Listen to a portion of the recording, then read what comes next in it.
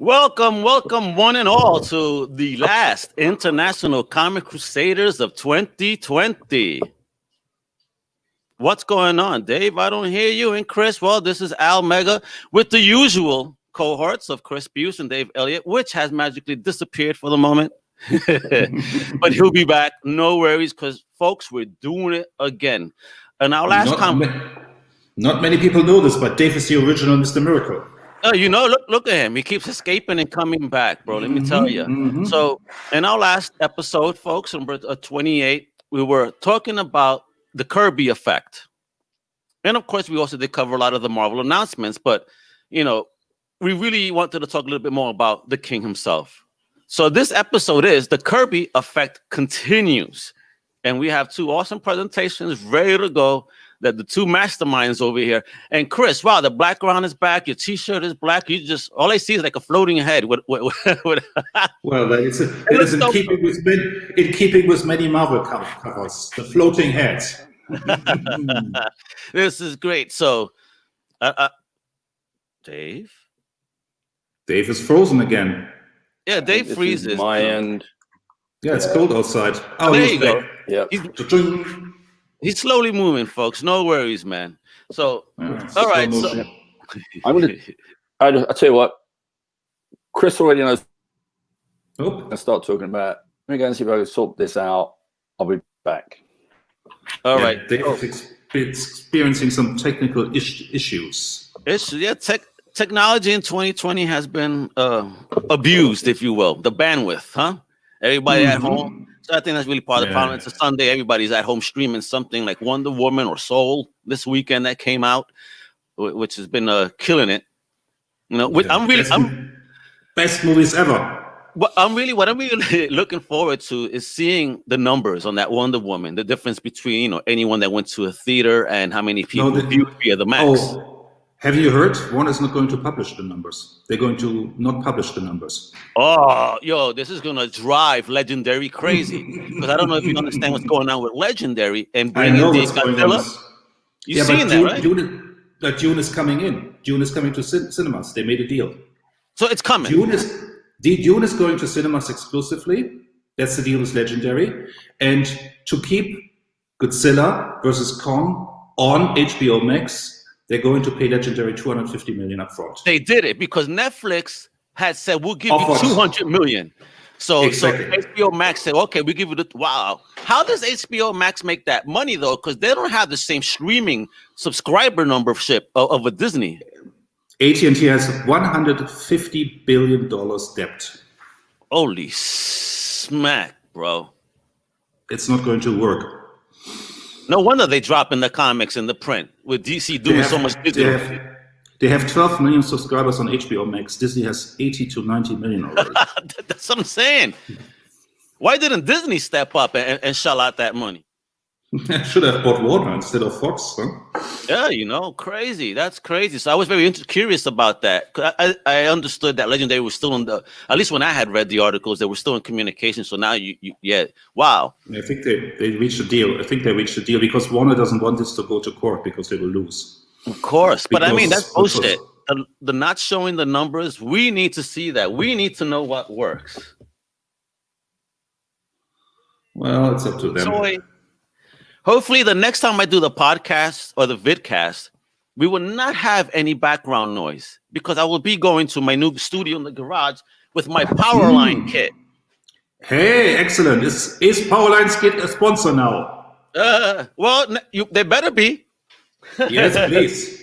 Because if this improves my game, I want to tell all about this. Because basically, this is wireless networking. So if I could go into my garage, I don't want to throw a cable out there. But I also don't want to go Wi-Fi. So this device actually uses the electricity in your house to send the signal. Cool. Yeah. So this was made by Tony Stark? No, you would think so, right? Or Peter Parker. He's just as smart. Come on, bro.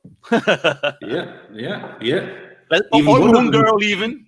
Even Wonder Woman swings like Peter Parker now. Oh, man. Shout out to Bud with that catch, which is hysterical. It's true. When did she start swinging like Spider-Man? That was a curious moment in the movie, let me tell you. Oh, it was so fun. Because I looked. It's like, where the hell did the lasso go? At least Stan. I said at least it would stick to the top of the panel. I think she had Patty Jenkins also had a wish stone. She wished the ghost of Joel Schumacher co-directed the movie. Ooh. Hey, could you imagine? You know what? I want to get into my presentation as we wait for our guy to fix up his screen issues over here. So I think he said we ought to start. Okay, great. So how the hell do I maximize the screen again? Folks, there's a new text for me. New text. Oh, fit slide to the current window, which I did. Hey, you get this content for free. Don't complain. Yeah, you know what I'm saying? Folks, come on now. Okay, so how do I do the full screen view on this thing? I did it last time. Folks, the drama continues. All right. Good afternoon, Ultra Maximus. Woo! What's popping, bro? Hey, you doing wonderful. Well? He's saying out there, good afternoon, Ultra Maximus. He's part of the Strong yes. Chat. He's the king speculator over here, yo. Let me tell you, bro. You better listen to this man. I see him. Excellent. Welcome. Yeah, welcome, brother. So as I get this, does anybody know how to make this goddamn thing? Full screen. I did it last time, and now I forgot. How wonderful. Notes, normal, slide sorter, reading view. Ah, there we are, bro. Reading view, folks. It's the reading view. So let's jump into this bad boy. Actually, I don't got to share it. There's no music on this. Boom! Whoa, here we go. Excellent. Isn't The Kirby Effect. The Kirby Effect. Right? This is episode 29. And, again, let's get into the history of Kirby. But first, we need to give a big shout out to our brother Dave, who is still sorting out his tech. He makes all these wonderful promo posters. So if you want to hire Dave, I think we can work on a contact to him. Absolutely. Looks gorgeous. Look at this gorgeous work. Hell Very yeah, wonderful. Man. And by the master himself with that artwork, the king. All right. So excellent. Obviously, we want to discuss Fantastic Four, right? Yeah, but before we jump into the Fantastic Four, we need to talk a little bit, or we want to talk a little bit about where superheroes were at the end of the Second World War. I think many people know that the superheroes were a big thing during the war. Everybody was patriotic. Everybody wore the red, the blue, and the white. Everybody was fighting the Nazis, the Hitlers, the Tojos of this world. After the war, kids got disenchanted. I rushed through this a little bit, and other genres became more interesting. Comics were still there. Comics were still popular, but Marvel was not doing so hot. It was timely back then, and they had to shrink the staff. Jack had already left. Joe Simon was the editor. They had already left. In 1947, Jack started the romance comics together with Joe Simon. So every romance comic you pick up today, it all goes back to Simon and Kirby. Gotcha. They were very romantic men, apparently, though. They had tough exteriors, but they were very romantic. Yeah. And those two guys, those books sold millions of copies. Millions. Marvel was in a fix, and they had actually 3 lines. Stan Lee was sort of the editor. He was not really fully the editor yet. They had funny animals, because not many people know this. Even when they had superheroes in the 40s, they had funny animals. Apparently, anthropomorphic animals always sell. They had teen romance comics, not romance comics, but teen romance comics in the style of Archie. Okay. And they had their last superheroes. That was Captain America, the Human Torch, and Namor, and a few others. Yep, and when we talk Human Torch, it's Toro. Yeah, that's Toro's the sidekick. That's the original. I'm not the sidekick. The original Android. Yeah, the Android Torch. Exactly. Exactly. That's the original Human Torch. The Android. Carl Burger's Torch. But in 1949, that was end of the line. All the superhero books were cancelled. DC still held on to Superman, Wonder Woman, a few others. And then in 1952, comics sold through the roof. No more comics. 1952 is the hottest year in comics. If you go back, they sold 1 billion copies in that 1 year. What the hell was the difference in that 1 year? The difference was the baby boomers were 6 years old.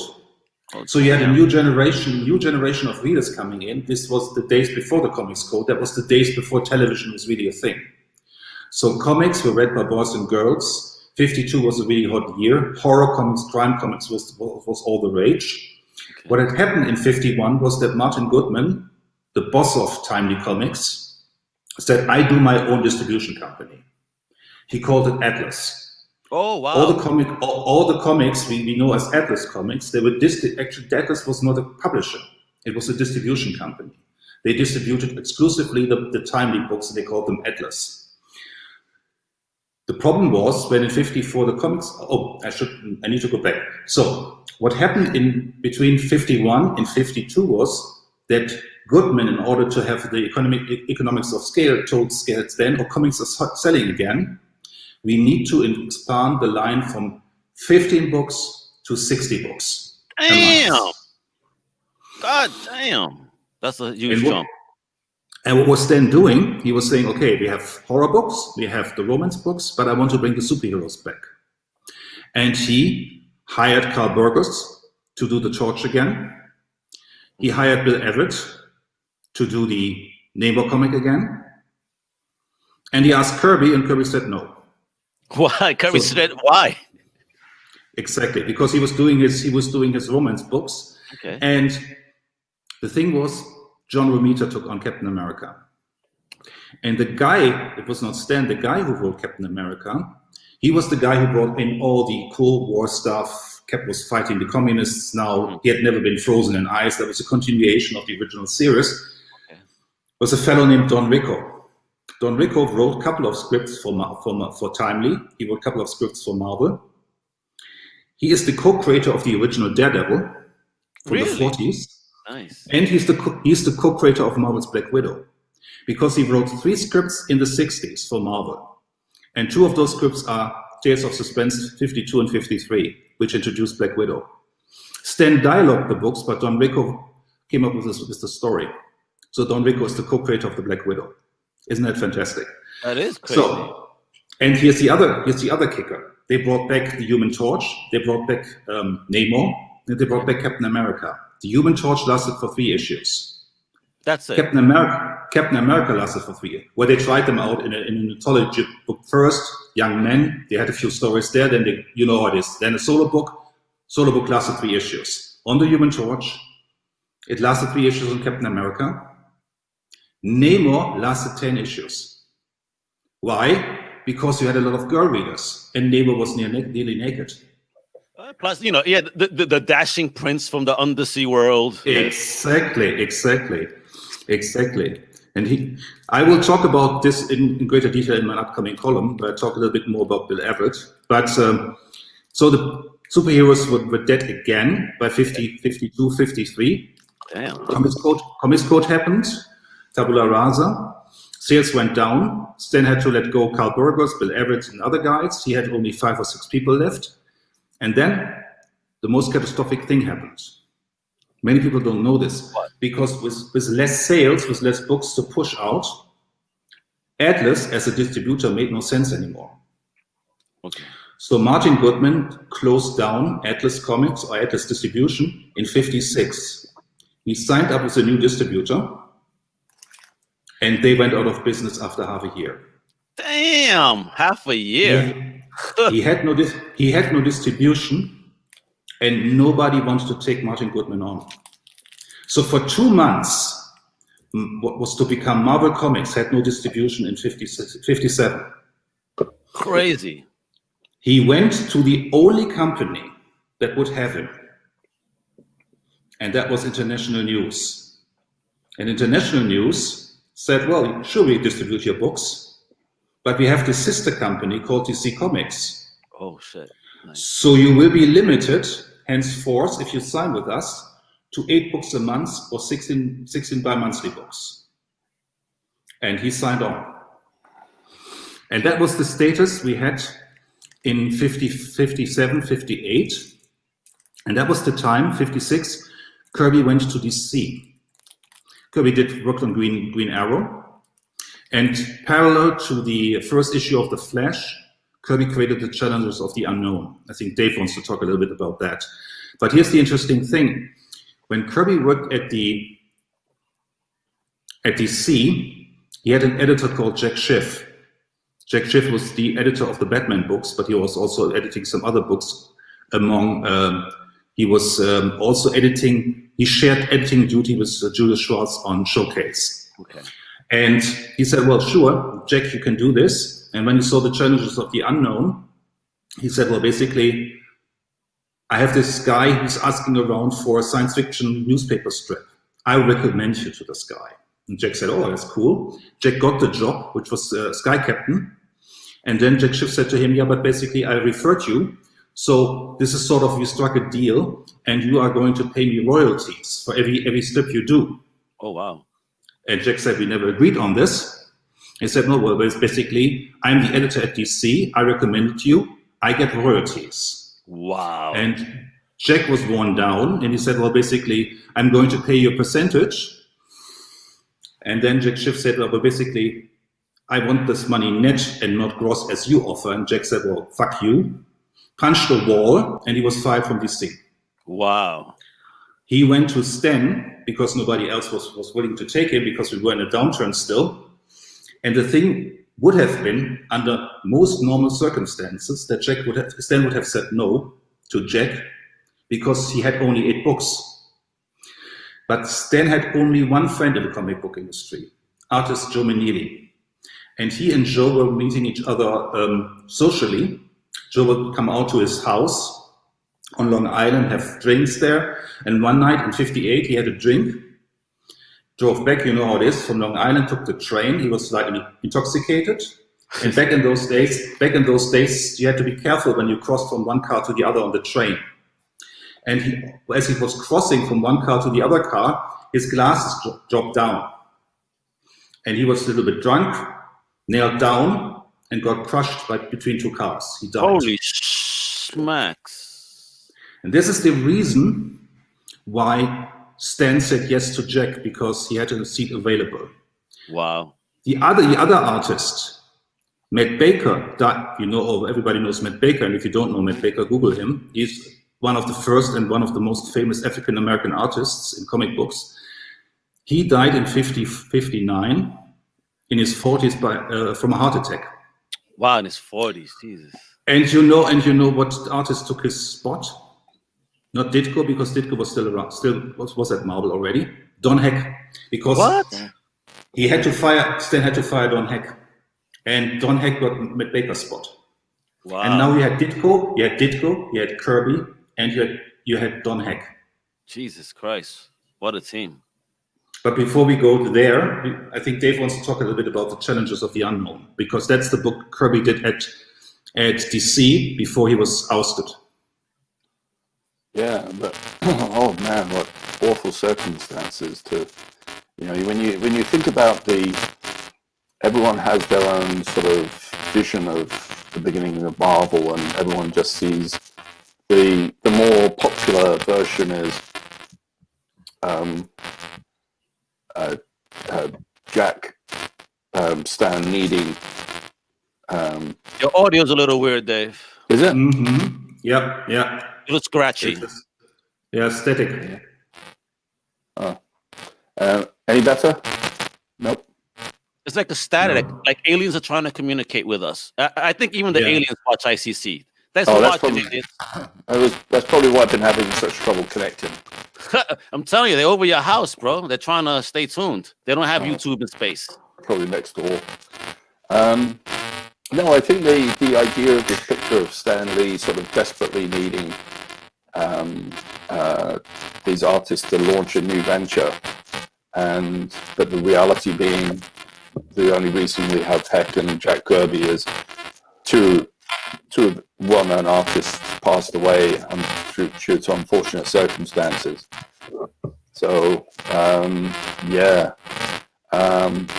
But onto Challenges. I mean, Challenges is so clearly the blueprint for the Fantastic Four, even down to the origin. That it makes you like literally the only difference, apart from obviously superpowers, the main difference is they substituted one of the male members for a female member of the team. Okay. But it's worth looking at some of the stories. Like the piece on the screen at the moment, I chose that one because clearly, obviously, they've been on a space flight and Rocky comes back with flaming powers. It's funny though. I look at this Rocky and he kind of looks Ben Grimmish to me. Oh yeah, he is the Ben Grimm character. He is Ben Grimm. I mean, if you read the book, yeah, and Professor is clearly. Like, hey, this is all I wanted to do for me. Wherever you got your headphone plugged in, just make sure it's plugged in all the way, or like circle it just a little bit, just to make sure, because sometimes that happens. That's how it screws up the voice a little bit. Yeah, take it in, take it out. Oh, that's what she said. Hey. Oh, there you go. That's way better. It works now. Oh. Yay! Oh, I just anybody, if you want Al Mega tech support, follow us on Comic Crusaders. Yeah, right. Yeah. I'm sorry. So go ahead, my We'll brother. bring you on board before we go on every time. But yeah, I mean, obviously, like, I always just used to look back at the challenges and I just admired it purely for just some fantastic Jack Kirby and Wally Wood art. But when you start to look, before you continue, may I ask, was that really his name or was that a pen name? What, Wally Wood? Wally Wood. It sounds like a dirty name. That's what you know what I'm saying. Well, it was Wallace. It was Wallace. Wallace Wood. Wallace Wood. Yeah. Gotcha. Okay. Wally Wood. Yeah. That's a great porno name. That's what I'm saying. All right. Continue. Oh, totally. Yeah. I'm sure Wally Wood. Right. oh. Boom, boom, boom. All right. So but it's Aaron, also thank you, Aaron. But you also see some inks by Ross Kirby. Yep. Kirby's wife worked on the book. Really? Yep. Was she a common partner for Kirby in his career for inking or color? I wouldn't say she was common. Just helping him out. Okay. I wouldn't say common, but she did help him out throughout the years, more on his DC work than anything that I know of at Marvel. Interesting. Yeah. I mean, it is really worth at some point talking about when, like, as Chris talked earlier about, we all look behind the curtain. We all find out certain events that leads to certain things happening. Yeah. And one thing about Jack Kirby is that, unless you really look at the dynamic between Jack and his wife Roz, and the way they work together as a couple, you realize that, I think when people talk about having support from their significant other in their life, Roz was clearly she had Jack's back in so many ways. It's a beautiful thing, bro. And yeah, I mean, it was like, look, when you're someone who's got to go down into your art studio every day and you've got to sort of pencil anywhere from 4 to 8 pages a day, you're also doing breakdowns on other books, sometimes uncredited, and you're doing that non-stop every day. You need to be able to go down there in that, knowing full well that you're not going to be disturbed, but at the same time, she's going to make sure that nothing falls through the cracks. She's not going to make sure that there's a mountain of problems for him when he comes back up. Yeah, I'm sure there's a story to be told. I mean, you can very well imagine this going on in the Kirby household, because also they had to move to California at one point because one of the children had breathing problems, and what you did back then was basically the doctor said, "Oh, you need a more drier climate." So it was either Arizona or California. So they packed all the household together and moved. But if you look at all these early geniuses of the comic book industry, what's often forgotten is the women behind them. I mean, everybody thinks Stan Lee was this most prolific writer. I mean, in the end, he basically only wrote a plot summary and said, "Well, basically this week we are fighting." I don't know, Dr. Doom, and Kirby did the story, but think of Otto Binder. Otto Binder wrote 10,000 words a day. Damn. 10,000 words a day. And he tells this wonderful story that he worked in his pajamas, and whenever he went to the door, the guy, the delivery guy, thought he was a kept man because he was staying at home and he was not going outside to an office. But the fact was that his wife did all the shopping. She did the house, but he couldn't. He just sat down and wrote. And he was the first writer in the 1940s who owned a 6-figure income.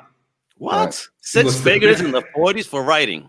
Wow. Yes, he was the best paid writer in the comic book industry in the 1940s. And right now you have guys that would deservedly so, I might say. Piece of that, boy. Yeah, and he wrote 10,000 words a day, every day, even Sundays. Imagine this. And he wasn't on drugs or anything, right? No. Well, I mean, on a good day, on a good day, I can manage 3,000 to 5,000 on a good day, but not every day. Yeah, and he did this every freaking day. It's unbelievable. They don't make him like that, bro. And Kirby was his equivalent when it came to art. I mean, he just started. He didn't do any roughs. He just did it. That's amazing. Yeah, and he must have it's like a muscle. Like you work it, and to be able to draw, to be able to start drawing with an idea in your head, knowing that you don't have the luxury to sit down and write it out beforehand, and pace yourself so you get to the point where on page 20 you're wrapping that story up on the fly, like insane. That's just an insane amount of just natural talent and just. And what people say from people who have observed Kirby draw is he was doing this splash page. There's this very famous scene in Tales of Suspense where Steve Rogers arrives at an airport, and there's this, I can't remember who told that story. He says, well, basically, there was a blank page, then there was a hand, then he did a little bit of a suitcase, then he did a hat. He wasn't doing everything in a chronological order. He was just starting somewhere, then he did something else, and then the page was complete. Wow. Amazing. Yeah. No, I think it was Mark. I'm not sure if it was Mark Cavanier, but somebody I remember was talking about Jack, and when he would sit down and start the drawing board, and he knew he had a new issue, a complete issue to do, but he'd just come down. What he would sometimes do is he had a bookcase nearby, and he would just pull a book off there, and he would just open it, and they were all like science fiction, fantasy, horror books, stuff like that, and he would just open it, start reading, and until he found something that spurred an idea in his head, and then he just throw the book to one side, and then he was off. Damn. And that's it, bang. All of a sudden there's 20 pages on the page. Crazy. So I think that there's like having that. I guess it talks about like training when yes, for most people I would say, don't force your art, allow yourself some time to breathe, allow yourself some time to compose your story, compose your art before sitting at the drawing board and having to sort of start work on it. Having days off, have some time off. But Jack's the opposite of that. Jack is like, he never took a day off. He just bang, bang, bang. An old school workhorse, bro.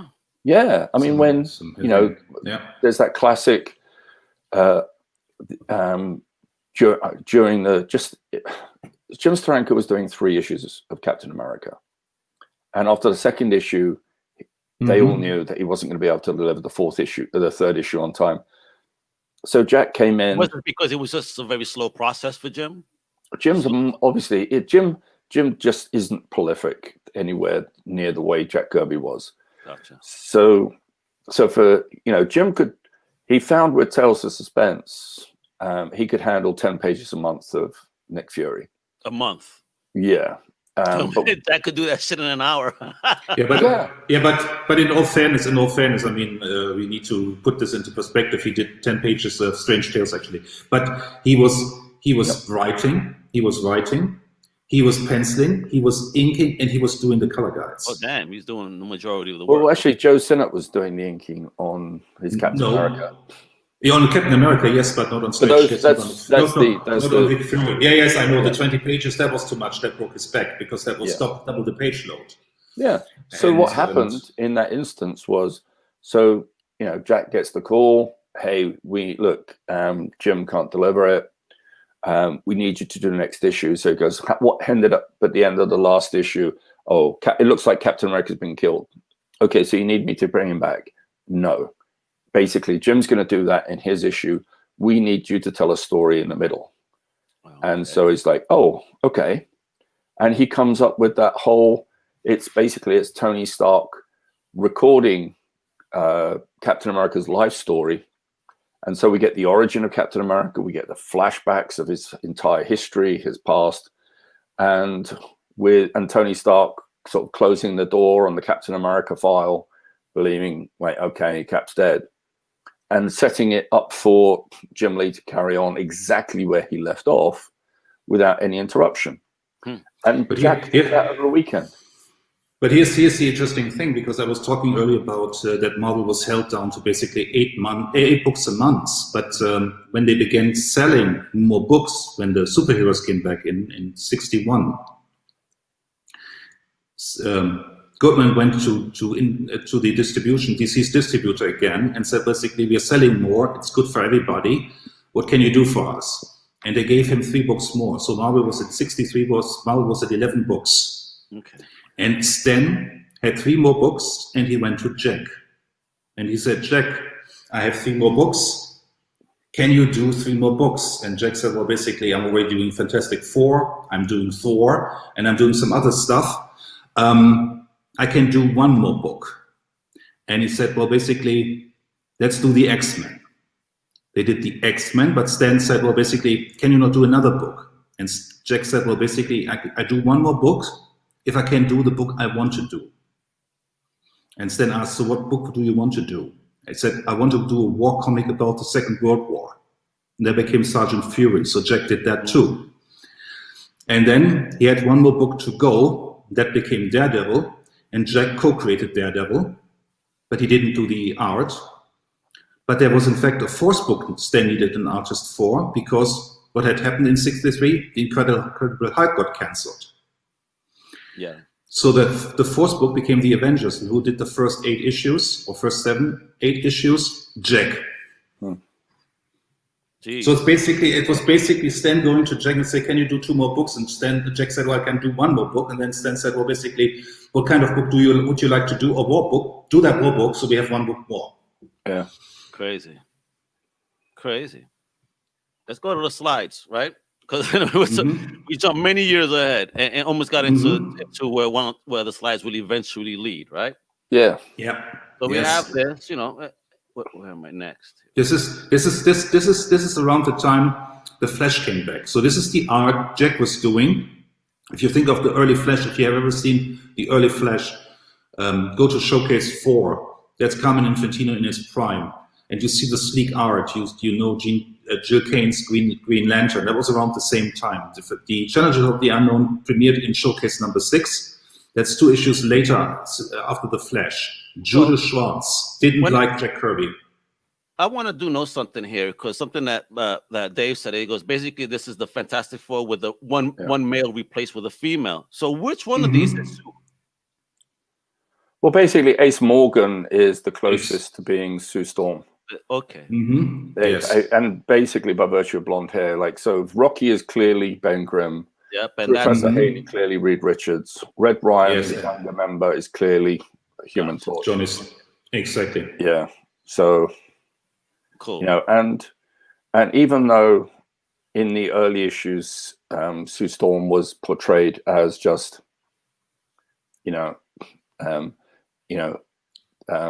fluff, basically. She did quickly become something. She showed that she was fearless. She became a hero, so she really did fulfill that role later on. And a highly respected female character within the Marvel universe, even to probably the most. And she gained a new superpower. So that was in reaction and in the defense of Stan, because I can clearly see that was Stan's suggestion to add a female member, because other things are clearly Kirby's suggestion, but I think that's Stan's suggestion because she's very much based on his wife. It is. There was a letter coming in around issue 11 letters coming in where we just said, well, can't we cut her from the team because she's not doing anything? And Stan was defending her and saying, well, basically, oh look, she's doing a lot, and that gave him the idea to create a new superpower for her. Crazy. But that's it. But it's interesting because I don't think we actually will know the truth because, you know, we know as so often, not only in just the entire writing for the Fantastic Four, but even we'll get on to people like the Silver Surfer later. Stan only really kind of got involved in, shall we say, the writing. I would say editing. Okay. That I think it's showmanship, right? Well, no, but I think artwork. Jack sent artwork with the notes around. He even he even would write in dialogue. So and yeah, you know, it's I know Stan would often put his touch and flourishes to dialogue. That's, you know, telling someone, hey, in the next issue, use Dr. Doom, and then adding some flourishes in the dialogue when it comes in. That is not a co-writer. That's not a writer even. That's an editor. Exactly. And you can clearly see it in certain respects. When I talked about Daredevil earlier, because I have a Daredevil column coming up on Wednesday, but you can clearly see that. You can clearly see it because the first issue of Daredevil, you have the collaboration between Jack Kirby, Bill Everett, and Stan Lee. And once Kirby and Everett leave the book, the writing very early on goes to shit. And that's just Stan. I often think with the creation of the Fantastic Four, we're getting there. It is Stan had the idea that they go into space and get superpowers. And he maybe also suggested that they get superpowers that are based on the elements. But it was Jack, I think, that he said, well, basically, if they have different powers based on the elements, these powers should come from their personalities. Okay. That's the reason why the powers are different. They're exposed to the same race. Why should their powers be different? Because their personalities are different. Yeah, but I would still, if you look at everything Jack created for the Fantastic Four, even to the inclusion, and I really honestly believe that Jack is the reason that the Black Panther exists today. Of course. Exactly. Definitely. It was Jack who has always been ahead of whether it's civil rights, ahead of the curve, definitely. Yeah, when it comes to absolutely. We should also address Ultra Maximus wrote in a question or comment. Yeah, so we'll be back here. So what do you guys think?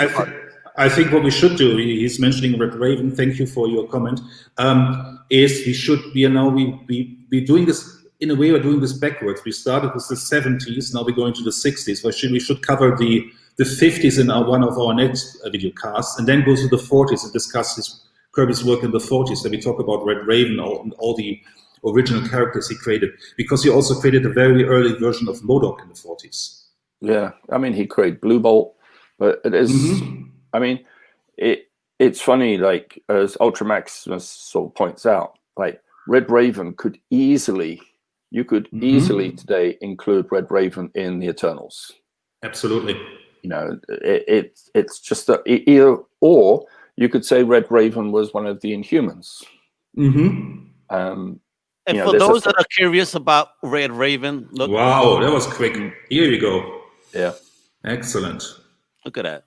Gorgeous stuff. But I mean, wow, look at this dude. Kind of, man, Kirby was really wild, man. But it's like, see, I mean, it's a shame that one of the things that we as a society seem to have lost is the ability to marvel at just a man with wings. Yeah. Like, again, look at this. Oh, yeah. But I always hated in the X-Men when they felt the need to have the Angel cut his wings off, have metallic wings, have this metallic armor, become something else. You didn't like the Mutant Massacre? It's just, you know, we kind of lose. And I think it's one of the reasons why even comics like The Flash has always foundered slightly is it's like, well, okay, he runs really fast. And, you know, we were also earlier talking about the contribution of Stan. There's a little something I find very hilarious because in 1963, the X-Men had the first issue out, and it's written by Stan Lee. There's a science fiction book from 1953 called The Children of the Atom. It's about gifted children who are brought together at a school for gifted children. Wow. And this predated the X-Men. Oh, yes. It's from 53, it's 10 years earlier. Amazing. And the idea that the leader of the X-Men should be a guy in a wheelchair. You know what comic came out 2 months before the X-Men? Doom Patrol. Doom Patrol. So you had the leader. Exactly. Here you go. So this was Stan taking ideas from all over the place. I mean, that's fair. That's okay. But just to talk about ideas. No? And actually, that's a really good point. That a long history of comics has been taking from other medium and bringing it into comics. You know, if you go back and look at even that's how much that Red Raven cost. Wow. Yeah. Yeah, yes. Probably. Yeah. Thank you, Ultra. Crazy. Yeah. Wow. I mean, like, you know, it was even happening as late as like the 1970s, 1980s. Like over here in the UK, like you had 2000 AD with characters like Judge Dredd, which was, you know, kind of it was a kind of a Clint Eastwood man with no name, like, you know, man with no face in this instance, but he was the lawmaker who was the judge, jury, and executioner. And wouldn't you say martial law as an exaggerated version of that Pat Mills brought over to DC as well? Definitely. Definitely. Pat Mills and Kevin O'Neill, have to say, both created it. Oh, definitely. That was, you know, that was kind of just an exaggeration of even Judge Dredd. It was an exaggeration of everything. Really surprised that DC reprinted that series.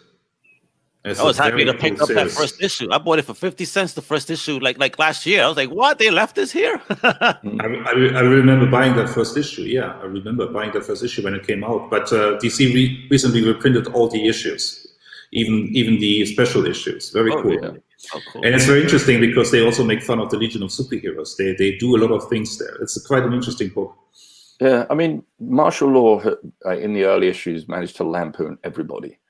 It went through every company, every character, every genre. It was a wicked little book. Yeah, and I love the humor of Pat and Kevin, especially when they team up. It's a very British book, I would say. Yeah, nothing wrong with that. I'm a big fan of Death's Head. Okay, I like it. And he's came from the UK. All right, so let's continue here, right? But what we also see here is the in this one image, you see when Kirby came back to Marvel after he got ousted at DC, is he did the monster books because while DC was bringing the superheroes back, we had the Challengers came out right around the time the new Flash had his first couple of issues. Marvel wasn't there yet. Stan was still doing these monster books. Okay. And so basically you had the neurotic horror books by Steve Ditko, the claustrophobic books, and when Jack came back to Marvel, he did the monster books, the giant monster books. Like the where monsters evolve and stuff like that? No, you had the tall monsters like Ugur and whatever you had, these huge monsters. Fing Fang Foom. Exactly, and you already had the basis for the Marvel Universe because you had these scientists who were examining the monsters, you had the girlfriend of the scientist, you had the big monsters, and on the other hand, you had the neurotic Ditko stories, the very claustrophobic panels, and that was the Doctor Strange and Spider-Man later on. And here you had the Fantastic Four, you had the Thor stories, everything was already there in 58, 59 when Kirby came back. Well, don't forget, I mean, it was Spider-Man and Thor both appeared in previously existing anthology books. That's actually true. Fantastic Four was the first real title to be, that went straight to its own #1. Exactly. However, if you read it, it was more than likely meant to be 2 backup stories in the monster books. Yes, it's 2 stories in one. Yeah, because you've got the origin, and then you've got the following, and then you've got the following chapter, which is the Mole Man, which could very easily have been, you know, two issues of Tales of Suspense.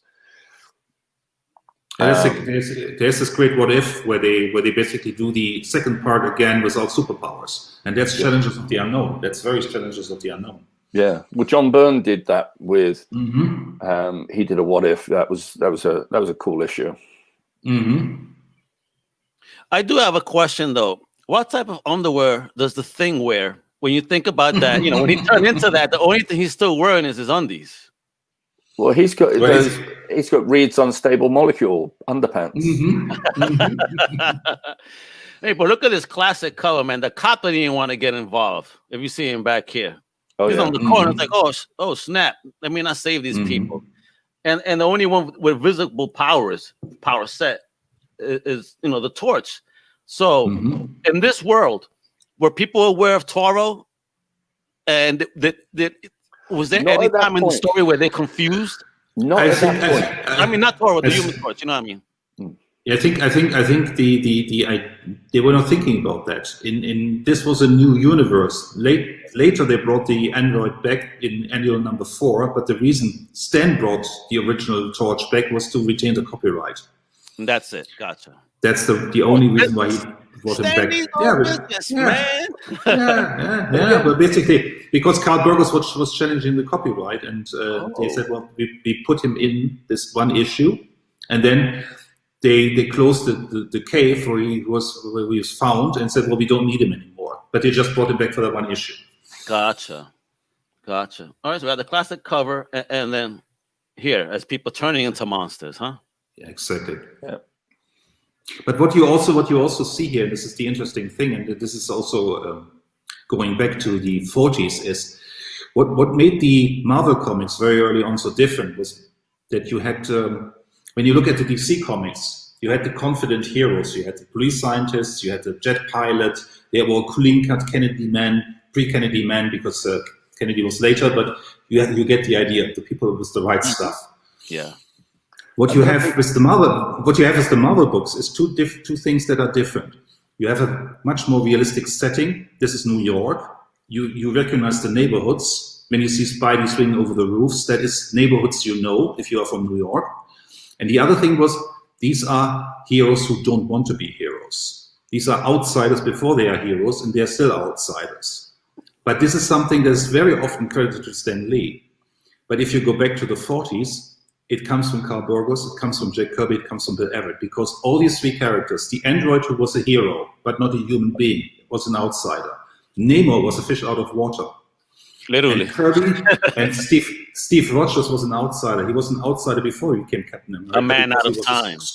Before that, in the 40s, he was a scrawny weakling. And then when he became Captain America, he was the only one of his kind. So he was also an outsider in the 40s. So he was either a wimp or just one of a kind. Damn. Exactly. So you very early on, you had in Marvel the idea of the outsiders. And I told this story before. Timely comics were the only comics that were banned from the PXs at the army bases, because the army said, oh, these timely stories are too dark for our taste. Our soldiers shouldn't read those. Right. Crazy. I was just going to make the point that the page up on the screen at the moment is from Fantastic Four number 2, and it's not until Fantastic Four number 3 that they actually put costumes on. Exactly. But is this the first appearance of the Skrulls? This is what this is? That is the first appearance of the Skrull. And that is the story where they miscalculate the number of the Skrulls in the end. Oh, crazy. Look at this. Fantastic Four declared public enemies of this strange group. Great story. That's such a great story. It's such a great story. I mean, if you go back to the early issues, I mean, the art seems crude compared to what came later when Joe Sinnott did the inkings. But look at this artwork. I mean, I read this as a kid, as an 8-year-old, when this came out in Germany in the 70s. This is my Fantastic Four. I grew up with this. This is so fantastic because you have the US Army hunting the heroes. You never saw that in a DC book. Yeah, no, I saw those stories first in black and white. And here, what you have here is interesting. If you notice the difference, this is Vince Coletta inking Stan Lee. And the problem you had with Vince Coletta was he was a very fast inker, but he was also the kind of threat Stan would make to the artist. He would say, basically, if you're not fast, I let Vince ink your artwork, because he would erase art. There are many examples where Vince erased line art by Kirby because it would have taken too much time. But I love the verbiage that they used to do. Little things that made fun comics. You just hear it. Daringly written by, dazzlingly drawn by, dramatically inked by, docilely lettered by. Yeah, but I think the shame is that when you go back, you realize that should have said dazzlingly drawn and written by Jack Kirby. Exactly. Yes. Exactly. Co-scripted. And co-scripted I would put as a very to be honest, I would consider a generous credit for Stan Lee. Yeah. Because I actually think what he did was editing. You know, added 2 or 3 sentences, and now he's a writer, bro. Come on. Well, you see, there's this whole fascination about the fact that Stan wasn't making enough money as an editor, so he basically had a gentleman's agreement with most of the artists at Marvel that they would come up with the stories or plot them together. But that meant, by his idea of plotting, meant, hey, Jack, let's do Doctor Doom again. And so Stan actually took the credits for the writer because that gave him enough money to live on. And let's not forget, nobody was saying no to Stan, because Stan was the cousin of Martin Goodman's wife, so he was related to Martin Goodman by marriage. Yeah, and Martin Goodman was the big boss, and he didn't say no to Stan. So Stan Lee used that family swag to get his way, in a sense. Of course, he did. Great. That's how he got the job at Marvel. I mean, that is no secret. That's how he got the job, because he never applied to Timely. There's a story when basically Martin Goodman had married a woman named Jean Solomon, and her father came over. He said, "Well, my nephew, he's 17. He's bouncing from job to job, and they have this little kid in the house. His young brother his young brother Larry, and he wants his own pet. Can't you do anything for him?" And he said, "Well, but sure. He can be the office boy in my new company." And so basically, Stan came to Timely, and Joe Simon was the editor. Okay. And just imagine this, how this must have felt. And this explains a lot why Kirby was so frustrated later on. When Kirby and Simon worked at Marvel Comics, Joe Simon was the editor for the superhero line. Okay. Jack Kirby was the art director. Stan Lee was getting them sandwiches and art supplies. He was the gopher. Yeah. And yes, and very slowly Joe Simon let him do these text filler pages, because if you ever wondered why these text filler pages are in comics, it's because they needed the second class mail qualification, so they could mail the books via the mail service. And therefore you needed 2 pages of text, of prose text, and Stan did those because nobody else wanted to do those. And then if you imagine, Kirby comes back in the late 50s, and Stan is the big guy. And he says, well, basically, you can work here, you get a job. I'm the writer. It doesn't matter who writes the stories. I'm the writer, and I'm the editor, and I'm the boss now. Wow. Crazy. Yeah. I don't know if I would have taken that deal. You know what I mean? To be honest. Well, yeah, but if you have three kids at home, exactly. Yeah. If you have 3 kids at home. Damn, man. This just breaks my heart. How abused Mr. Kirby was in his day, man. See, remember, Jack was a very proud man. He's from Brooklyn, but he was more proud in that he did what he needed to do to feed and clothe and educate his family, to put a roof over their head. No doubt. Mm-hmm. Yeah. Crazy stuff, man. And what I'm curious is villains. When like the Mole Man here, did he get inspired by anyone in his office, if you will, to say this? Because Kirby seemed like that type. Like, all right, y'all want to mess with me? Yo, this dude reminds me of this. I mean, there's always I always love the story, basically, because if you go back to the late 50s, they were doing these monster books. The Mole Man could have been a character in a monster book. I mean, no Fantastic Four. And there's this wonderful story where Stan always says, "Oh, my boss is Martin Goodman. He played golf. Is the boss of DC Comics, Jack Leibowitz." And Jack Leibowitz was bragging about how well the Fantastic Four were doing, because by now they had Green Lantern brought back, they had the Flash, and they made a super team. So they had the Justice League, basically the new version of the Justice Society. And this is the story Martin Goodman told to Stan Lee, and Stan Lee believed it and told the story 100 times. It is a lie. Because Jack Leibowitz would have never played golf, and he would never have played golf with Martin Goodman. Martin Goodman was like the dirt under his shoes. Jack Leibowitz was the boss of DC Comics, and he was the boss of the distribution company that shipped the books for Timely Comics. He was the right-hand man of Harry Donenfeld. He was a rich guy. He orchestrated the sales to Warner in the 60s. He was the guy who brought the company to the top. He would never have played golf with Martin Goodman. Well, Martin Goodman told the story. Well, actually, I tell you where there might be, like, and again, I'm not casting aspersions on any particular person in comics history. Of course. However, I know of instances from my own past, from companies I've worked at, where people do business with other companies, including sabotaging their own, for financial revenue and kickbacks from other companies.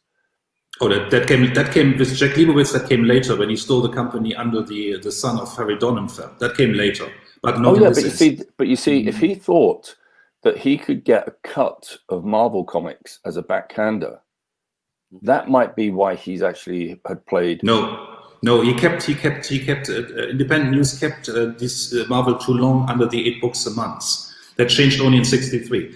And the interesting thing is, if you go to the sales, I know there's there's the stuff that gets written down, and there's the stuff that never gets written down.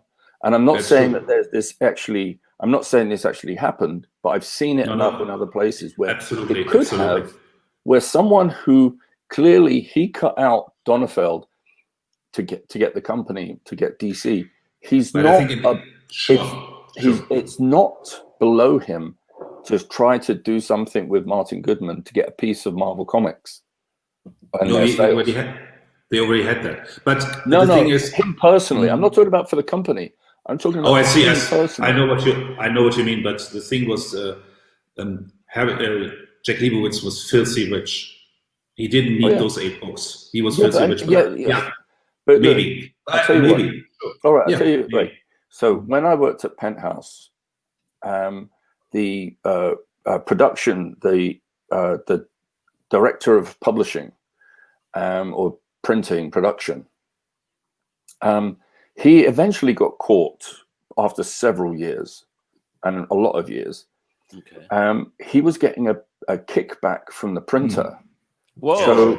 So what was happening is Penthouse was paying more over the top for printing a company where the printing was higher than where it could have gone somewhere else and paid less. Wow. And so basically the printer knew that they were paying too much. They knew that they were charging too much for the printing, but part of that money was being kicked back to the head of so production. Part of that profit was going back to them, and the printer was pocketing a little extra. Yeah. Wow. Sure. I mean, that's a long tradition. Who knows? Maybe, I don't know. We weren't there. Maybe Jack and Martin had a deal. Who knows? Yeah. But what I find more credible, and that has been proven over time, is that Martin Goodman, not Stan Lee, Martin Goodman went around and went to the news agents. He went to the drugstores and he asked around, what are the kids buying? Oh, okay. And that's when he heard that the Justice League book was selling very, very good numbers. And that's when he went to Stan and said, well, basically, Stan, how about doing a superhero book? Gotcha. So this is basically where we got here, and this is how the whole thing kicked off. And there's an interesting thing on the internet. You can go look for it. What if Jack had never created the Fantastic Four? You can go on the internet. It's basically works from the premise that Joe Manili had never died, and you have a description how Joe Manili's Fantastic Four would have looked like. Oh man, maybe I gotta see this. Who's Fantastic Four? Joe Manilis. Oh, because he was the artist. He was the artist who died, and Jack took his place, if you will. Yeah, but would Joe Manili have been doing the Fantastic Four? That is the question. But if Joe Manili hadn't died, and this is just a speculation piece, but I find it very interesting. I didn't do it. It's a speculation piece because if Joe Manili had lived, he would have been the logical choice for Stan because he was his best friend and his only friend in the industry to start a new book with. Yeah. Oh, yeah. But again, you see, I can imagine Stan starting the Fantastic Four with Jack Kirby because Jack had, I can imagine starting with the Challenge of the Unknown as a starting point because Jack had loved the title, been working on the title, probably co-writing it at least. And all of a sudden, he's talking to Stan Lee, and Stan's talking to him about challenges and said, well, why don't we do challenges for Marvel? Yeah, but that would not have happened if Joe Manili hadn't died because... Oh, I know, but then there wouldn't have been a Fantastic... Exactly. I get your point. But can you imagine, I mean, I get your point, but can you imagine if Matt Baker had died? If Matt Baker had stayed around and worked on Iron Man? Now, that would have been interesting. Yeah.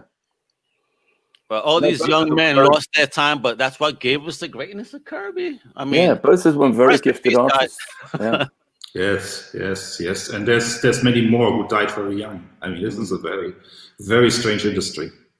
Yes. I mean, 2020 kind of has showed us how young you could really pass on, huh? Well, I think it shows, like as Chris pointed out earlier, during the 50s, comics were on a downturn, pretty much as they are now. And when you look at when I say downturn, before anyone starts sort of leaping on me for saying comics, I'm not trying to say comics are dead. The downturn. They're changing. It's changing. That's all. I think that's a better word. It's changing because comics in general are changing. Marvel and DC comics have been on decline for ages. They are. And changing format from print to digital. Like DC is going half their shit is going to be digi now. Well, I think there's companies like Scholastic have just leapfrogged over Marvel and DC's head. Agreed. And so they're hitting the right market, bro. The YA market, the young growing audience that have sponges as brains that are swallowing all this great new stuff up, and they're doing a good job at it too. Yeah, definitely.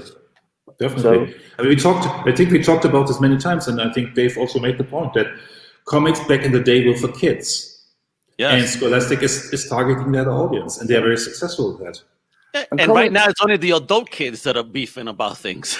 Well, I think we're also ignoring the fact that there was a very sweet spot in comics history, and I would say towards the late 30s through the 40s, maybe even the early 50s, where comics were for everybody because a lot of people coming into who had moved into the US, who were immigrants, were learning to read through comics. Yes. So they could literally have their kids who were learning English read the comics to them with them, and they could easily read them because they could see the pictures. They got to learn how to read, and comics are just as valuable today for learning to read. Yes, absolutely.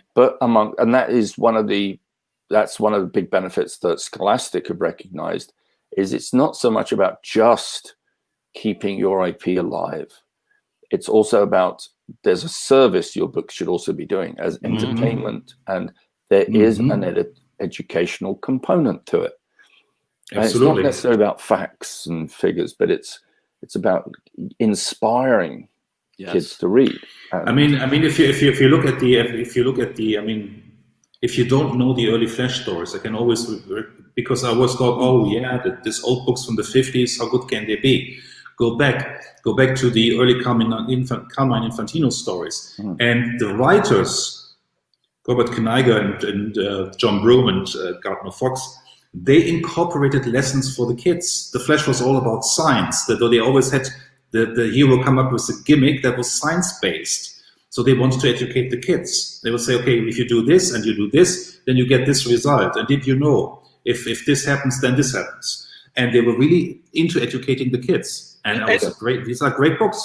And great examples. We're using characters that normally people would consider nerds and geeks. Oh, look at these guys. Look at the Bruce Banner. Who would have thought? But he turns into the Hulk. He's cool. He's fearsome, Look at Reed Richards. Cool powers, beautiful young wife. And if you look at the original Barry Allen model, he was based on the heroes of the day. He was a scientist and he was a police guy. So he was a little bit geeky. So you had something for everybody.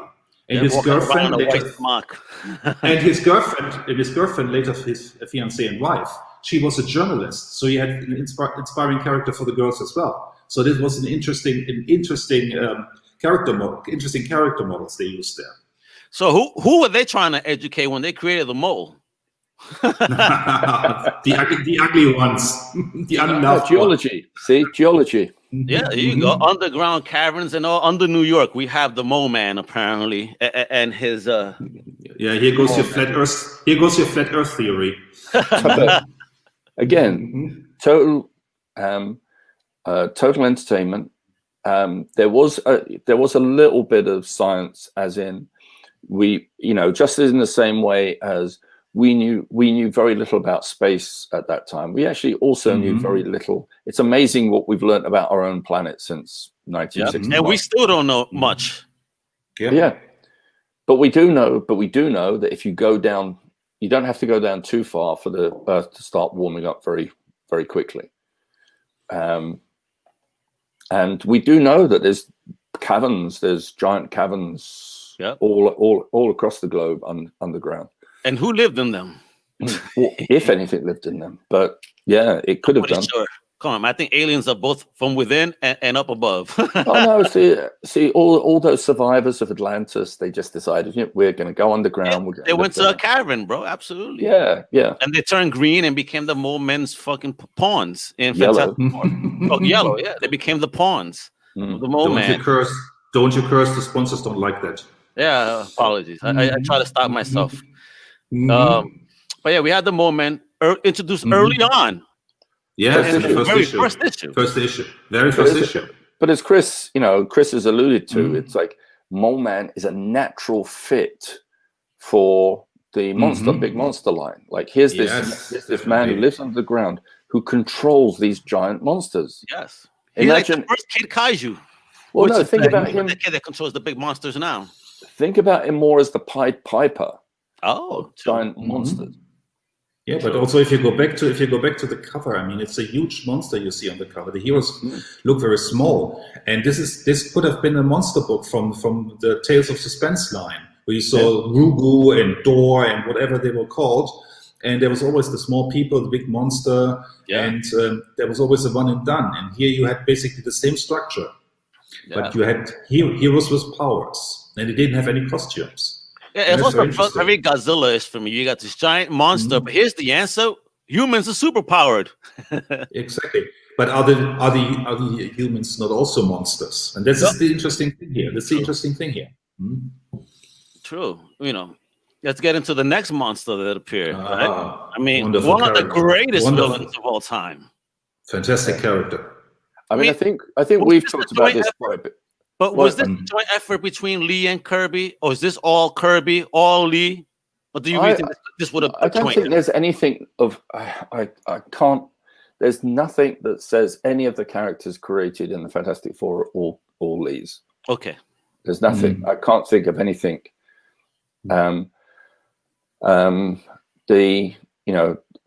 Doom, and I think one of the things that Chris and myself have talked about in previous podcasts, whenever we talk on Kirby and about the Fantastic Four, is because Doctor Doom is such a strong character, such a strong villain, and has such a narrative all of his own, it makes it really difficult to just launch a Fantastic Four movie with him in the first movie.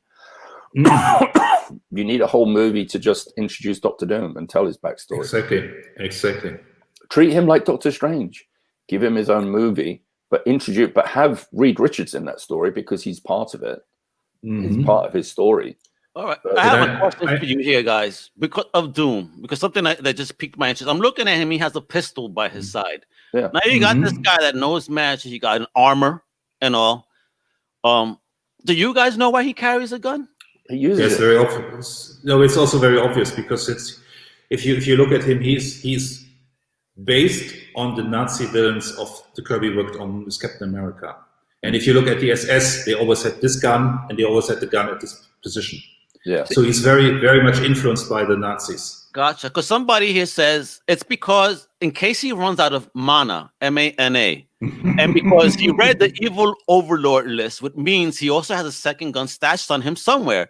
Because sometimes you just have to turn around and put a bullet in someone. I think it's. He would also use the gun. He would also use the gun. I mean, Yeah, I think he's also. I mean, let's not forget he's of royal blood, and that's how you execute somebody with a gun. Yeah, it's a very personal way of killing someone. Is to just point a gun at their head and shoot them. I think a knife is more personal because that's more one-on-one. A But gun you is see, I would say. but I was a Puerto Rican. Hey, I would say that to me, you can see Kirby's fingerprints all over Doctor Doom because of how similar, in many respects, he reminds me of what became Darkseid. He is a leader of his own ways. He demands absolute fealty in his in Latveria, and he wants that from the rest of the world. But if he walks around his own country like a benefactor, like the same way Darkseid walks around, and everyone bows to Darkseid the same way they would to Doctor Doom. And I think that they see themselves as if you look. I kind of Doctor Doom was much more of a plotter. He wanted to trick people. He wanted to. He would use the Submariner. He would use Namor against. It was the Loki-ish type in his mindset. But he would use others against his enemy rather than directly conflict, which is what Darkseid did in the New Gods. What I also very much like about Doom, I mean, I think that is also implied in the Kirby original incarnation, is that he is not grotesquely disfigured.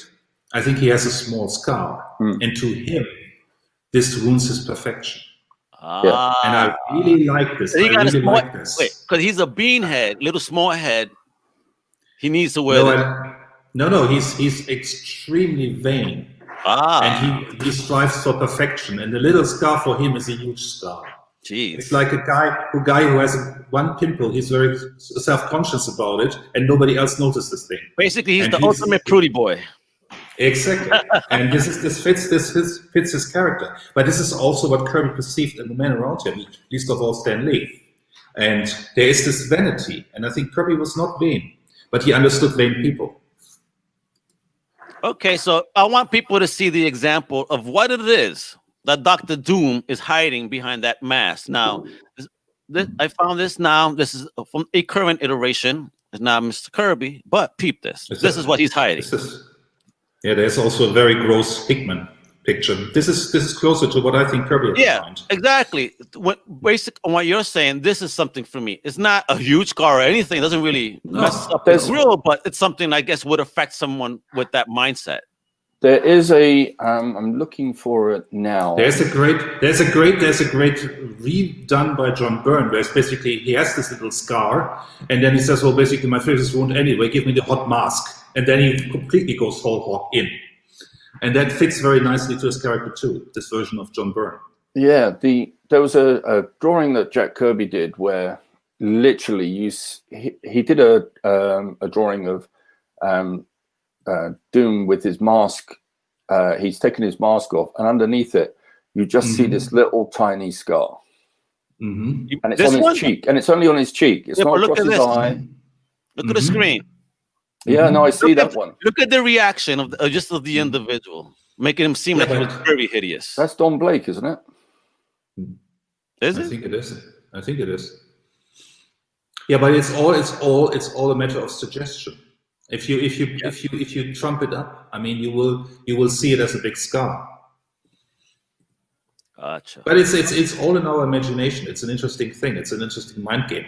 But he never Kirby. I think Kirby never wanted the face revealed. That's also brilliant. Perfect. Here you go. I found something by Jack Kirby and Mike Royer.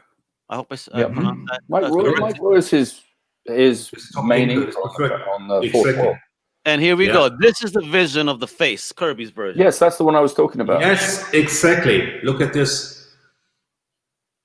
And that goes more in line with the first image I showed you. So Yes. So anything else more grotesque is BS. Let's respect the OG, folks. Exactly. Yep. That is Dr. Doom without the mask. I mean, Jack Kirby says so. Drawing too, man. Gorgeous drawing. I mean, just look at the mask held in his hand, everything, bro. And just in his eyes, they're empty. And there you also see how perfect Royer is for Kirby as an inker. Yeah. Because if you look at the first couple of issues of the New World, Vince Coletta was the inker. And you see the change to Royer. It's amazing.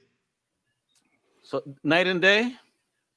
Well, the thing is with Coletta, and I'd also talk about this in my new column, because when you look at Coletta inking Joe Orlando, everything is extremely flat.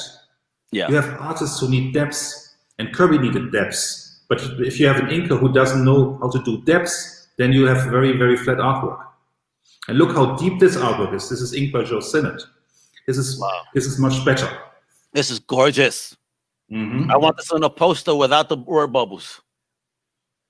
This is amazing, man. Watu and the Watcher. I mean, come on, man. And even that design. I mean, this is just insane where Kirby was coming from. Where they adopted the color scheme, because the original color scheme was different. Well, and they gave him pants too, because honestly, exactly. To travel in space in shorts like he's doing here. Exactly. That's the original color scheme. Yeah, he was. Well, the original color scheme was actually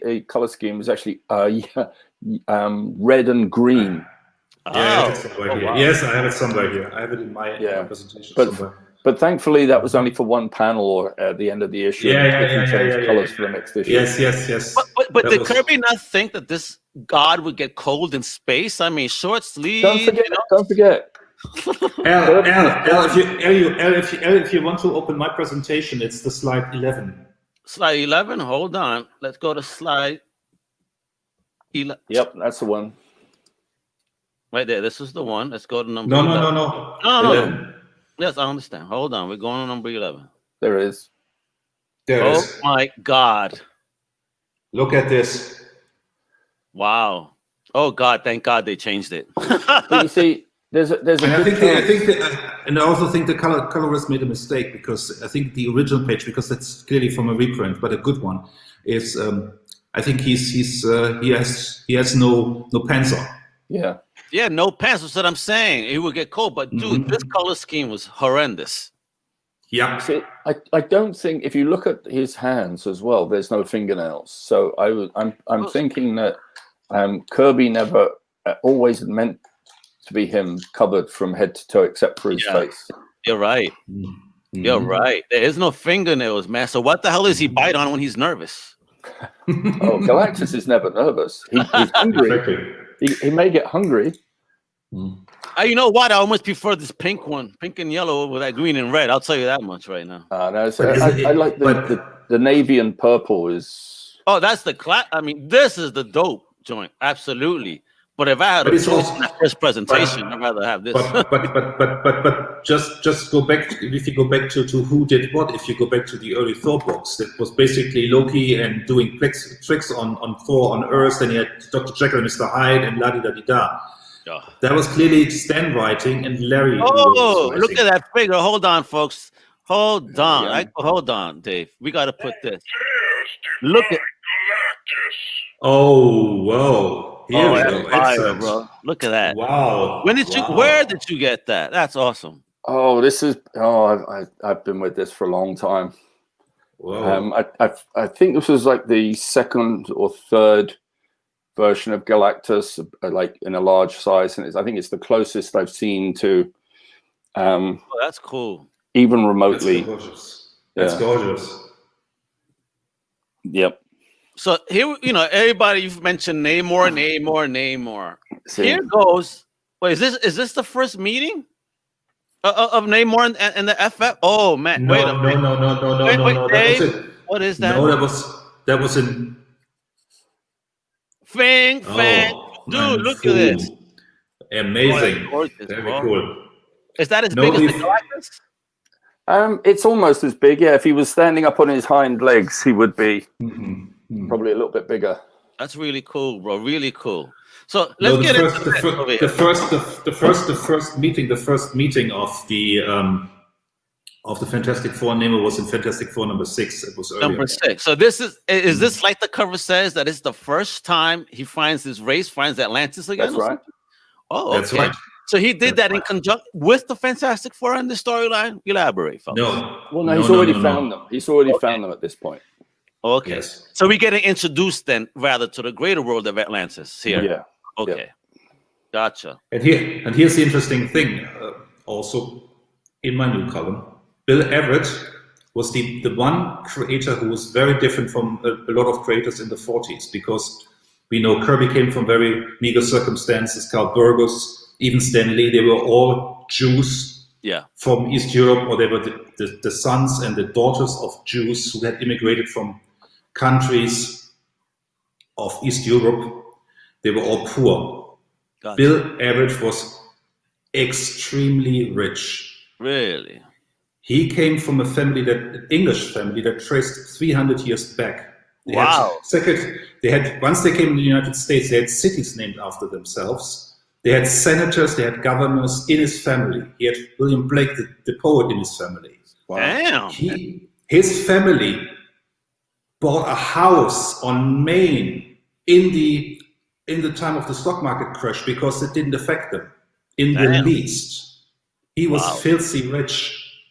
And he took his first drink when he was 12 during the Prohibition. Oh, damn. How? Because here's this kid who says, I pay you $5, buy me a drink.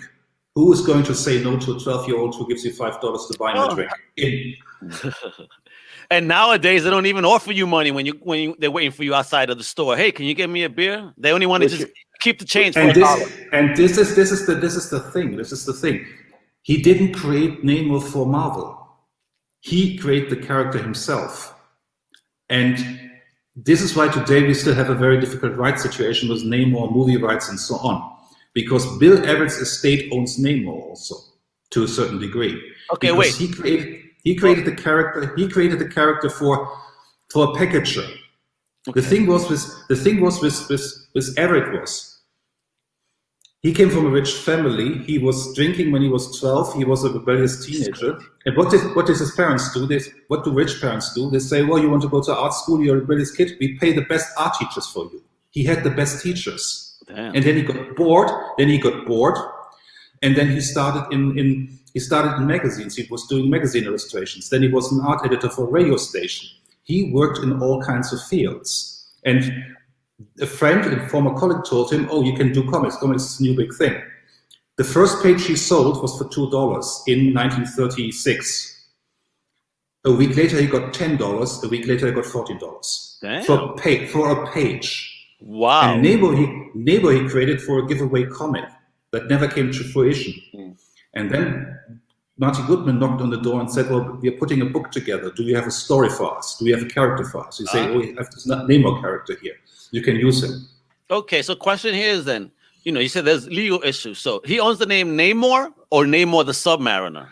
Well, it's very complicated, and I'm not a lawyer. That's a different topic. We have to research it. No, honestly, but just on the name.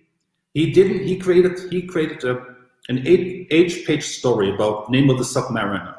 And the thing is, I mentioned William Blake as one of his relatives, very famous 19th century poet. The colleague of Blake was Coleridge. Coleridge wrote the poem The Ancient Mariner. He took the Mariner, and Coleridge also wrote the poem Kubla Khan. Everybody knows Kubla Khan. No, in Xanadu, Kubla Khan and the Pleasure Dome Erect. That's a Coleridge poem. The riches of Kubla Khan, that's Namor. That's Bill Everett. Everett came from rich family. It's no coincidence that he created Namor. Gotcha. And this is basically the character he came up with. And when Martin Goodman was putting together a book, Carl Burgos and Everett were working for Funnies Inc., a packager. and they were giving stories to Goodman, but not the character rights. And so to this day, it's complicated. Goodman got the rights to the Human Torch. It's not clear if he got the rights to Namor. Gotcha. No wonder we see Namor, on and off in comics. Yeah, it's a little bit complicated. I mean, I've even seen him get killed. Well, I think was it Captain Marvel punched his head off. But you always have these very strange rights situations because the James Bond couldn't use the name Spectre for many years. There's a reason why they couldn't use the word Spectre or the Spectre organization in the James Bond movies, because the rights went to another guy who started the screenplay using Spectre, and then he got the name because he used that screenplay. And then only later they got the name back in the recent years. That's why they could use the name in the most recent Bond movie. Gotcha. So these rights situations are very complicated. Yes, they are. We would definitely love to have a legal lawyer on one day to kind of talk about a copyright lawyer stuff. That would be awesome. Oh, that would be very interesting. It's a very interesting. Bill Everett was a recovering alcoholic by 16. Damn, though, at 16? Yes. God, yo, back then was different, huh? Yes. And there's an interesting while talking about Bill Everett. If you look at Daredevil, Bill Everett is in that book. But he's a little kid in the bar? No. Who does Matt Murdock start his office with? Foggy Nelson. And what is Foggy Nelson? He is rich. He says, "Oh, I got all this money from my father. We can start our own business. You're the pretty boy with the smarts, and I have the money." That's Bill Everett. He looks like Bill Everett. Foggy Nelson looks like Bill Everett at that. And basically foggy because he's always in a fog, huh? No, because he's soft. Because he's soft, and that's a satire on the rich. Right. Because if you were tough, you were working class. Yes. Now let's go to the annual 2 and look at this gorgeous cover. That's the origin of Dr. Doom.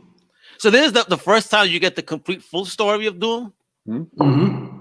And that's the origin. How long after the first issue was this? I know annual was 2 years later, a year later? Yeah, something around that time, yeah. 2 3 years later. But it's not the main story.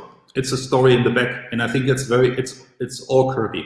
It's just the 5 or 6 pages, the backup story.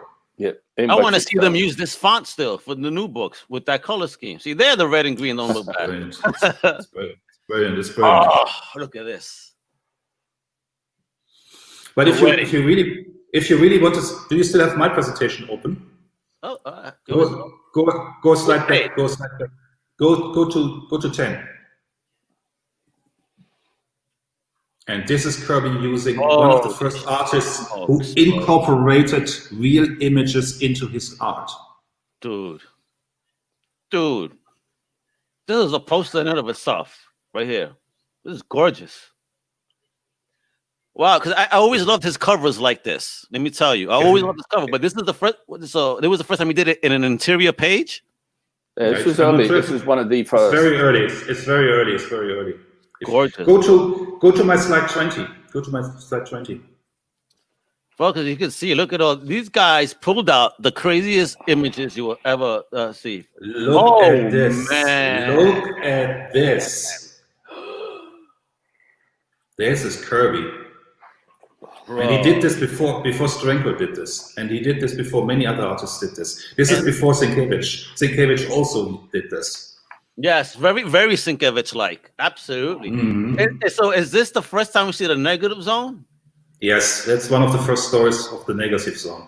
Yo, actually, the negative zone predates this a little bit, because if you really the first story of the negative zone is. Hold on, let me get. Look what Dave's doing here. He's killing us. No, the first negative zone story. Yes. I have this in big. Let's go to this in big. Hang on. Go to my slide 28.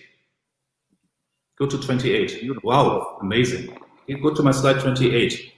Oh my God, bro! I want this on a T-shirt like right now. Open the screen. This on a T-shirt right now, bro. You need to switch the screen. We can't see it. What happened? Hold on. There you go. That's the one. That's the same. That's the same piece in color. Gorgeous, bro. Look at this. And this is an interesting story, because what we also forget these days is, if you think of a lot of these annuals, this is from annual number 6. A lot of these annuals today are filler issues. Yeah, and you can get them for cheap in a $1 box. Trust me, exactly. You can find them. This is the annuals. They always added to the mythos. And this is the story in which Reed, Johnny, and Ben go to the negative zone, because that's where they can find a substance that can save Reed's and Sue's child. She's in the labor, and only in the negative zone there's a substance that can save the baby. And this is the first Annelius story. Gotcha. So this is gonna save little Frank. Mm-hmm. But this is a great. I want this on a T-shirt, though, bro. I mean, and look at the detail he just put into Richards. Mm-hmm. Great image of Richards here, boy. Gorgeous. But that was part of a double-page spread. Yes, the other page, I didn't copy the other page. The other page is Johnny and Ben against a similar background. This is amazing, bro. Amazing. Yes. Amaze balls. Yes. And remember, those backgrounds would have taken Kirby longer to do than actually drawing it. Yes. But I mean, if you without jump, Photoshop as well. And if you jump ahead, I mean, if you think about the Fantastic Four, in starting with around the issue 40, 42, 43, they introduced the Inhumans. Yeah. The Inhumans are the first time the Inhumans come into the Marvel Universe. They introduce Galactus and the Silver Surfer. They bring the Black Panther and Wakanda. They introduce the Citadel and what will later become the hero known as Warlock. All in a span of a couple of issues. Insane. It's amazing. This is insane. I just want to know who did this cover. Jack Kirby. The verbiage, because look how many C's are here. The world's most colossal collection of costume characters, crazily cavorting and capering continual combat. That definitely stands. That is Stan. I love it. That is Stan. Classic Stan, bro. Right? This is I love it. That is Stan. So how many C words can I put in here? Yeah, right. Exactly. How can I get a little bit of attention? How can I get a little bit of attention? How can my words take away from Jack's drawing? I know what. I'll stick it right in the middle. Exactly. This is amazing, bro. I mean, again, classic. Oh, and look at this. We have two Human Torches. The original versus the new. Yeah, that's the story they put out to get the copyright back, or to secure the this copyright. Was it. Mm-hmm. And so, what was it? An actual fresh new tale where they purposely had them combat one another, or was just a one-off? No. I believe it was the Mad Thinker who had found him. And he only woke up for 5 minutes, and then they locked him in a cave and said, "We don't need that. Let the past die. We don't need that old guy." Oh, that's messed up. That's messed up. But don't forget, it was the Human Torch who eventually became another Fortis character, the Vision. Yeah. Exactly. Yes. So they wound up reusing him somehow, right? Yeah. That was Steve Englehart. That was later on. Yeah, way later on. What I'm still curious about, though, we still have a world with Vision, and we still have a world with the original Human Torch. Because I think Marvel did a series a few years ago where he's because they retconned that. They retconned the Steve Englehart story. Yeah, because remember, it was all tied into as well. It was time travel story. Yeah, at one point the Vision had the original Human Torch's body, but Wonder Man's brain patterns for his mind. Yes, exactly.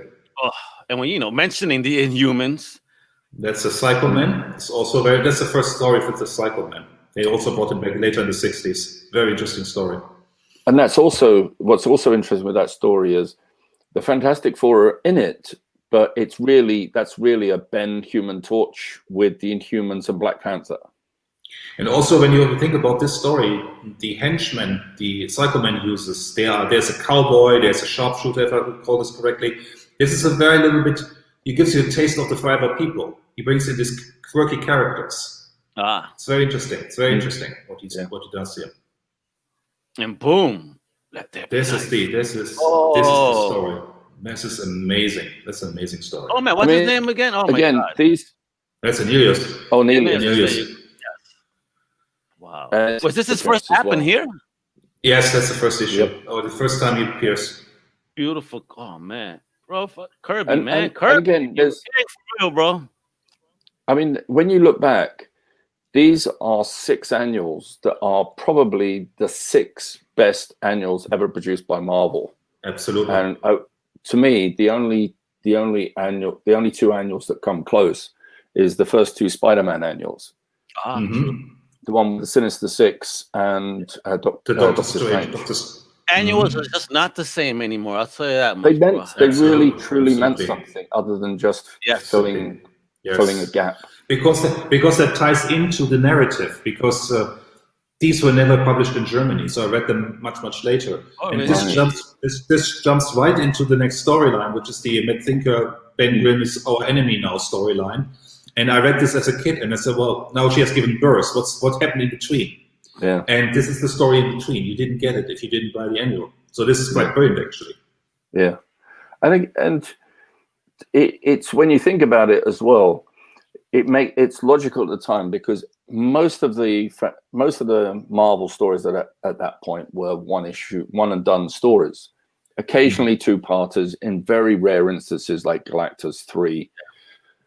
But mostly, we were used to one-done stories. So the annual was the chance to actually tell a bigger story. Like some of those stories were as long as like 60 pages long. Great. And value for your money. Absolutely. Yeah, but it was also the chance to tell an epic story in one issue. And I think that's the problem, is that we miss that, in that we don't get all these one and dones, and then like you've only have 20 pages a month, and then you get this annual that's, I can tell this bigger story. It's 48 or 60 pages in one issue, like a mini graphic novel. Like, I mean, there's more in any one of those 6 annuals than just about any graphic novel I've read by Marvel or DC in the last 15, 20 years. Wow. Yeah. And look at this, questions and answers about the Fantastic Four, a breakdown of the family. Now, what comic issue was this in? Do you know? I believe this was from one of those first 3 annuals. Yeah, I think so too. This is total annual material. Like, thank God they fixed Sue's hair, man. I don't like that cut. That's for sure. She looks way better now. Well, don't forget, hey, you're looking at it's the times. It's the times, man. It's the times. That's a Jackie Kennedy hairdo. Oh my God! No. Ben Grimm. Not feeling it. Yeah, but but look at all the details and all the way they bring the characters to the readers. It's very amazing. They did the same for Spider-Man also. I like this. Why doesn't his normal clothes burn? They do, unless they especially made unstable molecules. So you telling me that Reed Richards, besides being a scientist, is also a fashion guy making up? No. Sue designs the costumes. Okay, so Sue is a fashionista, even for his suits, regular clothes. Yes, of course. Yes. See, Reed invented the material, but Sue designed the costumes. Oh, great, as a husband and wife team, beautiful, as it should be. Actually, they were created before they were a husband and wife team. Oh, word! That's when they were in those early stages of. And talking about showing a lot of skin, because Kirby was very much against it. But in one of the issues, she wore a miniskirted version of her costume. Oh, in Fantastic Four. He was against that. See, this is the Sue, a little hair, a little bit longer. I like, but it's a great image too, bro. Jack, and look at this. Do you know why he put this here?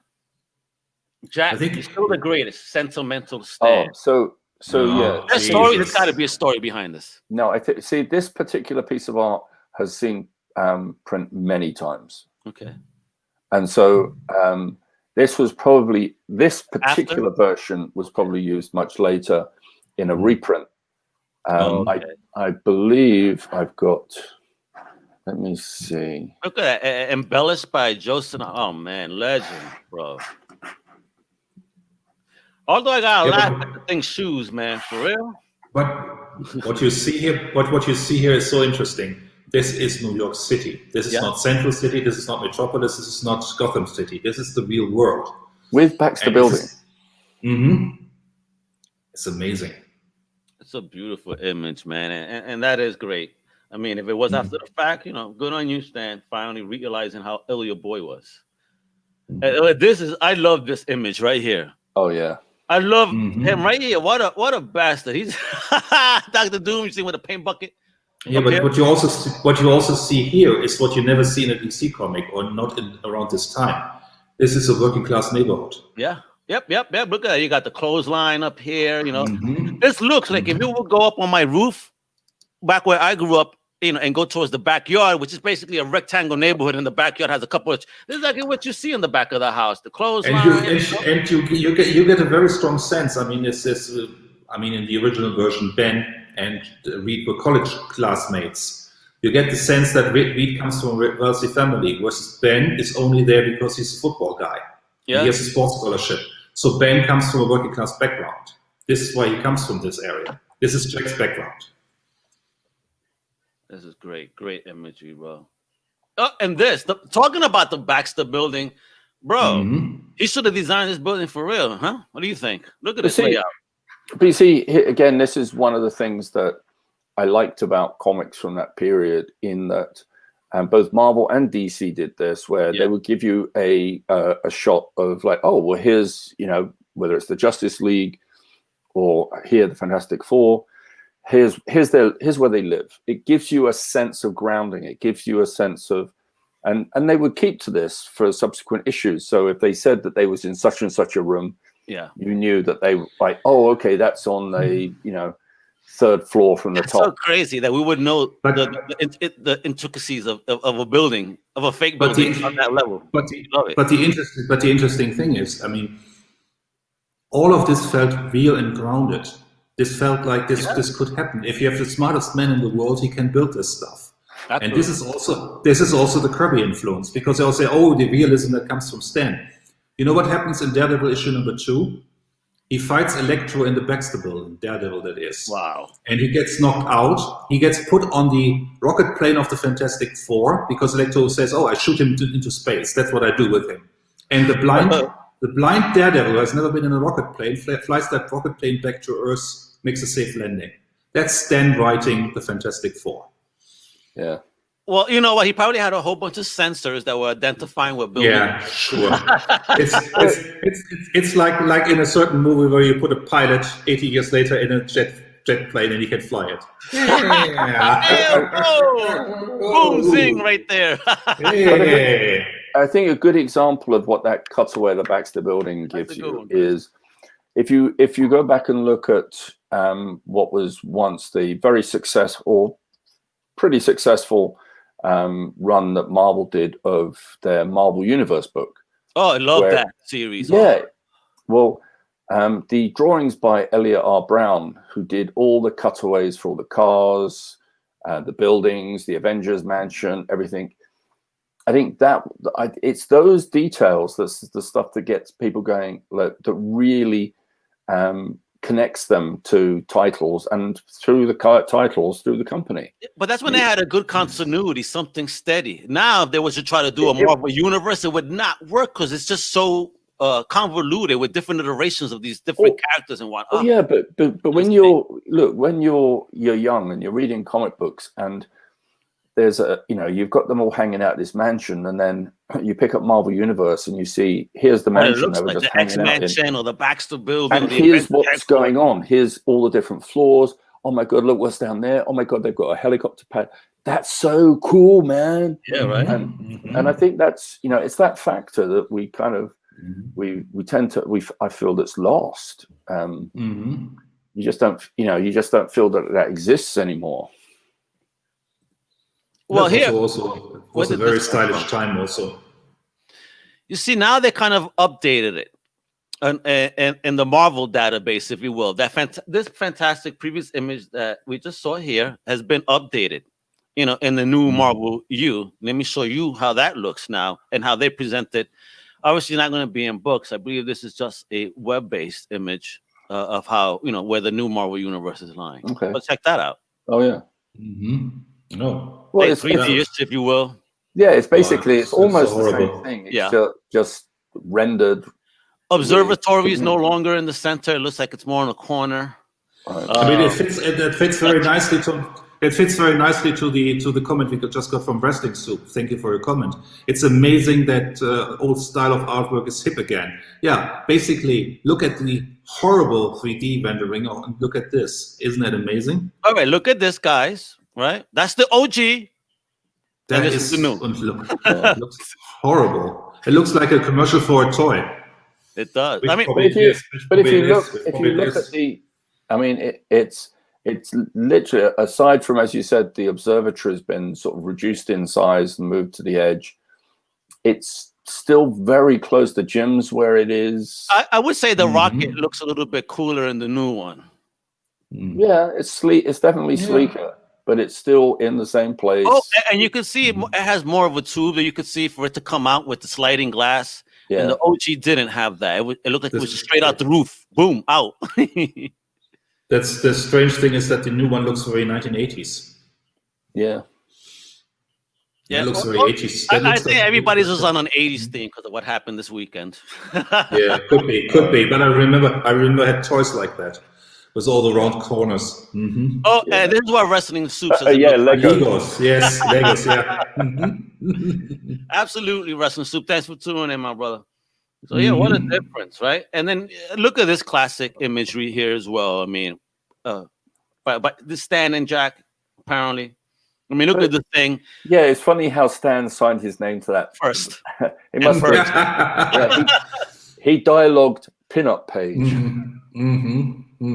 Yeah, he did. He wrote that, the Fantastic Four pinup page. That's dialogue. But the thing, actually, I think we've not really touched on one of the most important things about the Fantastic Four, which I think that Jack brought to it, which is the fact that they were Marvel's first family. Yeah. Yes. They acted as a family. You know, literally, if you think of Reed and Sue as mum and dad, and Ben as being the older son, and Johnny being the young son, always fighting and arguing with each other, playing pranks on each other.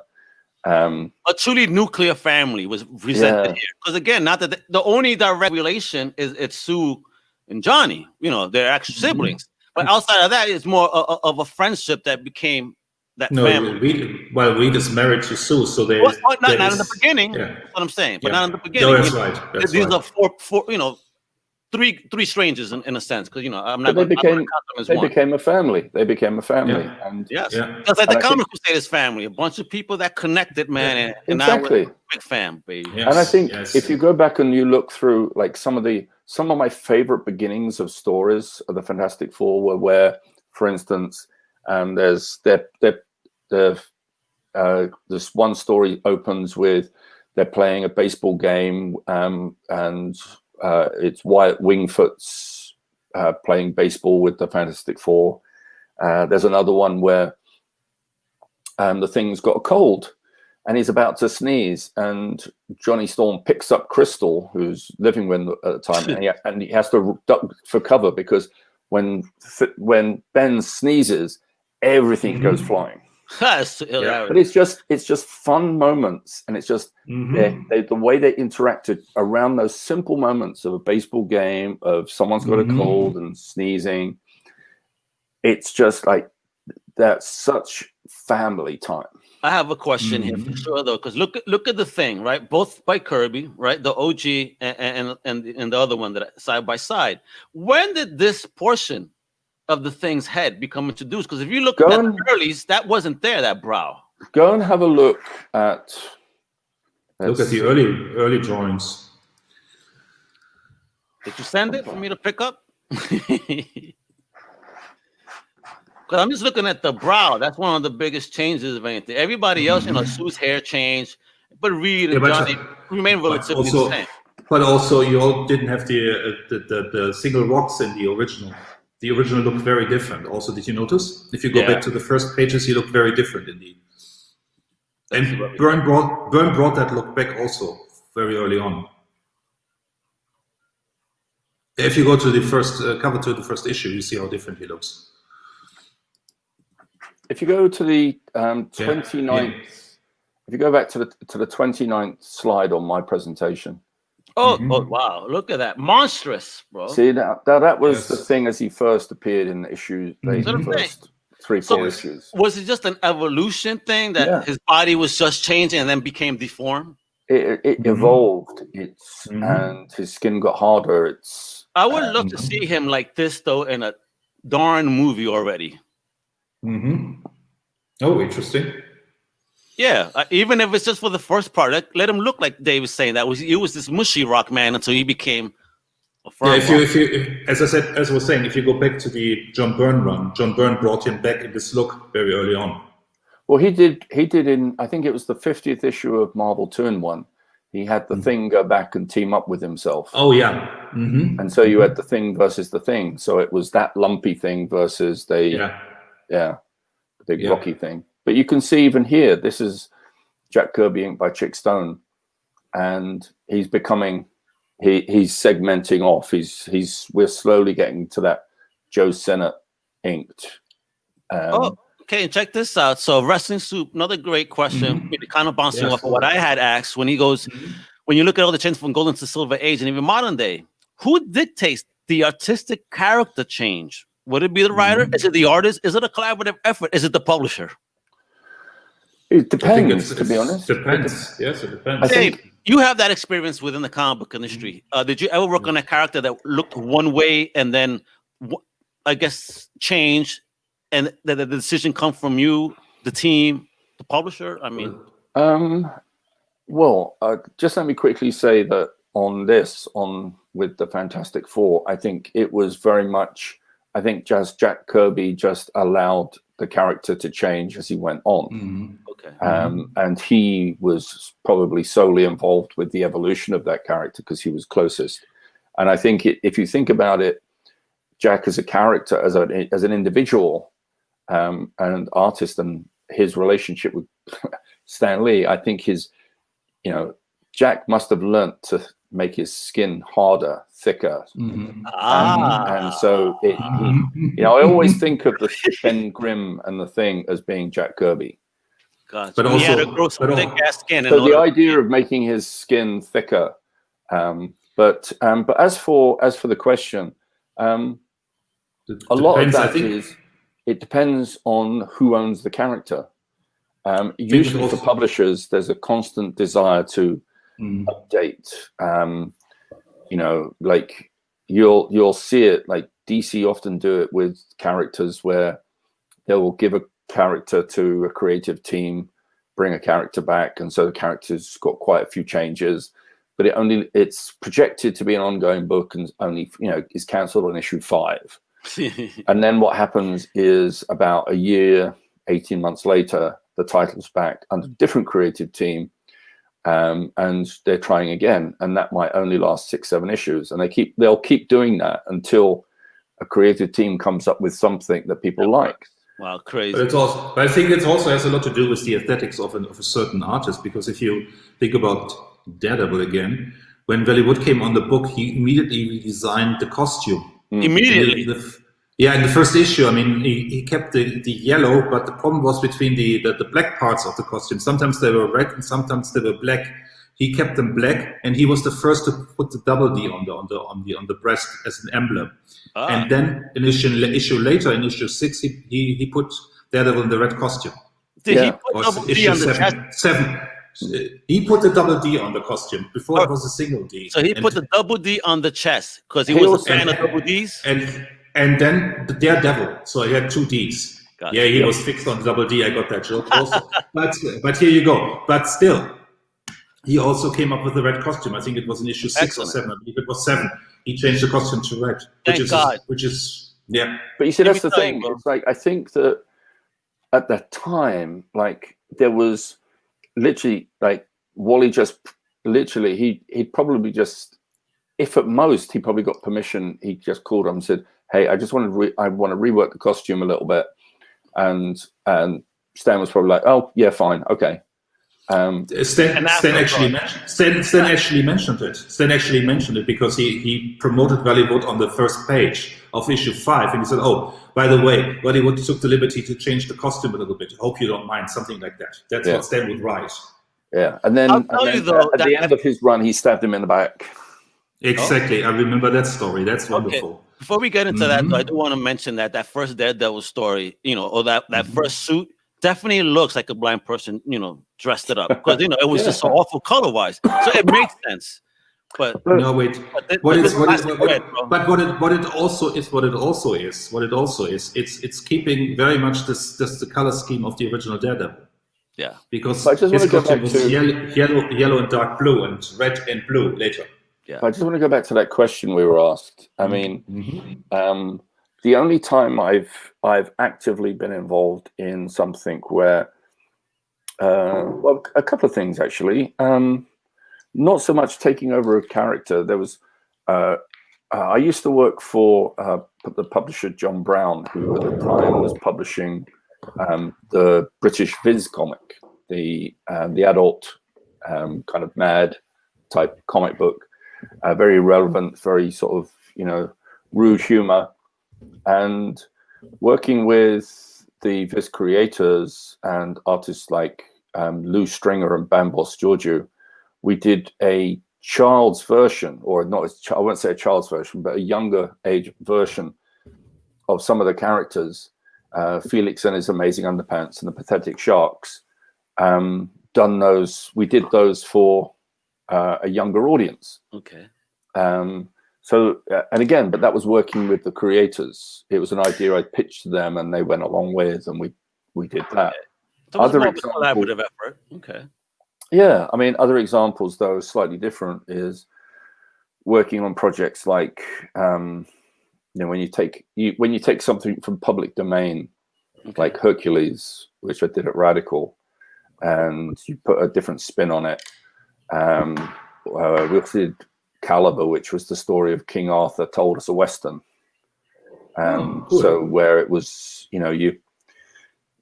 it's where you take that aesthetic, you make those changes. But I think a lot of the changes that come are just purely so many of these characters have been around for so long that when it comes at some point, someone says, well, look, it's clearly really dated now. We have to do something to make these characters a little bit more relevant. We've got to change their costume somewhat to make them sort of fit in with today. And and those usually, like, it's most of the characters we all tend to familiarize ourselves with are all corporate owned these days, so they're always trying to make it look as updated or put them into costumes they think would look better in films or on TV, so they can pitch it as films and TV shows. Definitely less creator driven now than it used to be. A lot less. Unless you're creator owned. Yeah. I think what we also want to look at, is a little bit of Jack's kinetic art. If you go on to my presentation, slide 21, and the following couple of slides, we see what Jack is also very 21. Right, there we go. Yes. Oh, Blast Star, yeah. Yeah, and if you go also to the next 2 or 3 pages, you can see how kinetic Kirby's art is. Look at the energy here. Yeah, man, got Kirby crack all over, boy. Oh, look at him, man. But that's the thing with Jack. It's like his, what he did was, I think after people like Neil Adams came along, and you look today, there's a lot of art. People tend to sort of do like artists that are hyper realistic. But that Sandman, bro, that first suit, man. Yeah, but see, Kirby was all about, it was like you can't with realism, you can't get that energy across. Yeah, it's his story. His was energy. His stories, and he could move his stories fast. The more real, looks like a moving panel right here. Just looking at it as you read. Yeah, you see the motion. But look at that third panel. The third panel where you've got Blastar, and he's going like this. He's holding his hands out. His hands are actually directing you to his face. Yeah. But you've got these larger hands. Like, wrestling suit. They was thinking the same. The colors is amazing. The colors are amazing. Yeah. It was bolder. It's that coloring that when a lot of the modern coloring is done. It doesn't, it wasn't drawn to be rendered. It wasn't drawn to have those airbrush techniques. It wasn't weren't drawn to have realistic skies dropped in. Yes. Yeah, it's gorgeous. Bro. I like the use of the highlight of the yellow in the back to kind of really. You can also discuss. You can also discuss that there are no backgrounds, but that is just you focus on the energy up front. That's what it is. You don't need the backgrounds. But it is a background. You see, the thing is that it's a choice by not having a detailed background on any of those. See, the previous pages, it's part of storytelling. You know, you establish the storytelling in the first few pages, like that shot there. You see the background behind Ballastar. There's people running. And you've got all of that. Now, after that, it doesn't matter if you don't have a background because the reader knows where it is now. And if you put in a background, it takes away from the impact of what's happening.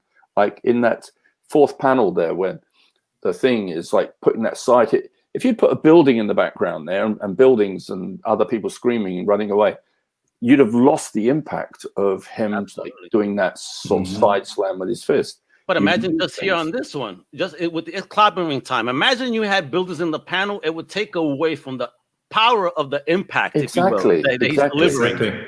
Yes. Gorgeous, bro. I mean, and then we get into this stuff here. I mean, look at this. Yeah. And you know what this is? This is him. This is Adam Warlock. Yeah. Isn't that crazy? Before he was Warlock. Yeah. Exactly. Isn't that crazy? And that's Alice. And they bring Alice in because she is blind and she can feel this guy. It's just an amazing story. Such an amazing story. I mean, it's just beautiful art too, man. Jeez. It is, but it's, you know, like there's. But this is also pure science fiction. I mean, they have this facility of scientists and they work on these new creations, and their creation is too involved to pay them any heed any longer.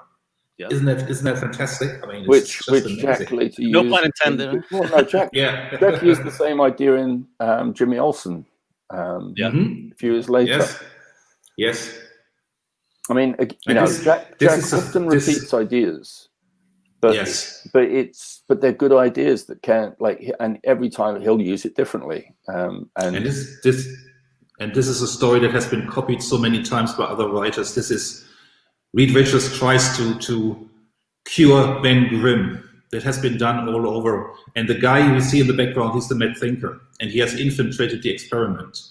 And he's turning the thing against the Fantastic Four. It's such a wonderful story. And I love that little panic. You see how even his foot, and then the verbiage even go over his foot. Like, yeah, he's coming for you. You could tell. And like Dave says, no background. You know.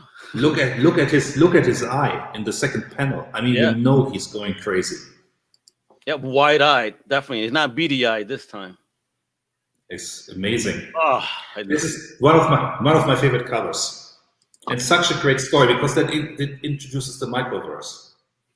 Oh, really? So yes, because you see what happened is Galactus is trapped on Earth. And he visited the lab of Reed Richards at the Baxter Building. And Reed Richards was experimenting with the microverse. And it's a universe in itself. And that's why the Silver Surfer goes in there. And he has a world cosmos to explore. And Galactus says, well, basically, that's not part of the deal. You are responsible to bring the Silver Surfer back or destroy Earth. So, it was the microverse had nothing to do with the Micronauts microverse? No. That's late. That's later. Way later, I know. We're talking about his book, but just the concept. The Hulk touched on it as well. And do you know? It's not the first issue of the microverse because the microverse originated in it was one of the first 20 issues of the Fantastic Four. So it's with Ant-Man. Yes, that's right. But this is the Silver Surfer. They're exploring it in greater detail. Oh yeah, and this is where the Silver Surfer goes hiding. And do you know why we have Micronauts? Well, he doesn't go to hide, but he goes there because it gives him the freedom. Exactly. To roam the space race again in a different universe. Yeah. Such a great story. I really love this story. And do you know, just by the way, little trivia, do you know why we have Micronauts? Why the toys became the Micronauts? Because of the oil crisis. because they had to make smaller toys to make a profit. Oh, that's right. I heard that whole origin story. Yeah, with the oil crisis and whatnot, they had to start making smaller size figures out in Japan. But that one thing led to obviously many other smaller size figures that blew up the world. I have to say, I've got, and I know a lot of people will probably be like, won't like to. I might piss some people off, but like I remember reading the comic Micronauts before I ever got to see any of the figures. I saw the ads for the figures, which were all drawn, but I never actually got to see any of the figures until I'd seen about 5 or 6 issues of the comic. Yeah. And when I finally saw the figures, I was like, oh, what is this? these aren't anywhere near like Michael Golden's drawings. Like, The only I do have one figure left though. You do have one. I wonder. I've got Baron Karza left. Oh, you have that? Yeah. And it's great because he comes apart because all his joints are magnetic. Yeah, they were all meant to be that type of toy. And here, folks, for you guys that don't know what this guy's talking about, here we go. There we are. They're time travelers, aren't they? Yep. And this this before G.I. Joe, the smaller action figures, of course. Yeah. But they were that size. And a lot of the joint movement from the Hasbro G.I. Joe did come from these bad boys too. Okay, so moving on, because we go from toys and comics. We love everything. Yeah. We're total geeks here, right, Davis? We have Davis Comics tuning in, so shout out for hanging out with us today. He says he appreciates the topic. No, all right. Always you. This is a very Al to keep us off this topic. Yeah, you know what? Exactly. We got 14 minutes left here. That's cool, because we're going over 2 hours, but I'm going to give us another extra, gave us an extra 15. But we're going to continue this in 2021, though. Then the first episode, we're going to continue wherever the hell we leave off. Exactly. But look, this is one of the most famous ever Fantastic Four stories. Yep. I mean, and this is not even colored here. This is just straight up. I see. I sent this over because it's, to me, I love seeing the stuff in black and white. But if you want to see it in color, I have it in my version. It's in the color button. Hang on. If you go to my slide 16. 16? Hold on. 16. Let's see the color version, folks, so you can see that beautiful difference. And this is on the cover here. That's the cover version. Oh, no, that's the cover. I know you have the splash page. This is the cover. I have the cover, but it's very similar. And this is such a great I just love that splash page. It just like the emotion of him standing in the rain. It's just it's so wonderful. It's so wonderful. Because for people to say that Kirby, he didn't know how to draw, whatever. Believe me, I've heard people say this shit. But I mean, you could capture the emotion of pain that he is a monster. Just look at his grill. Yeah. I mean, it's so amazing. Kirby knew how to emote. Yeah. And for me, that takes skill. But he was the heart. Look at this. Like Kirby was the heart of the Fantastic Four. Yeah, he was the heart of Marvel. He was the heart of Marvel, yeah. And he was. And I know it's weird. It's like I kept my runs. Like I really did like John Byrne's run on Fantastic Four. It is an iconic run. Yeah, and I loved a lot of the early John Buscema when John Buscema first took over. Yeah, but I will have to say, I will always say that I like the Rich Buckler a little bit more. Well, the Rich Bucklers were fun because it kind of gave you a little bit of the Kirby taste back. And it was like, wow. And he was, a lot of people haven't been that nice to Rich Buckler over time. Yeah. No, they weren't. I don't think he deserves that. Sherrod Gross at all. Sherrod Gross, horrible. I don't think, I don't want to bring up anyone's names, but Rich Buckler drew some great stories. Like I loved his Fantastic Four. I loved his Deathlock. Yes, his Deathlock. I bought that the day I met him, Dave. I met Rich Buckler. We had a conversation. I was always a Deathlock fan. I never had the first app. And then it's like God told me get it because all of a sudden a Deathlock cosplayer was in front of me. When I said, "Are you Deathlock?" He goes, "My MF and God, finally somebody got it right." And I say, I think this is a sign. I'm buying the book. He's also the co-creator of Killmonger. Yes.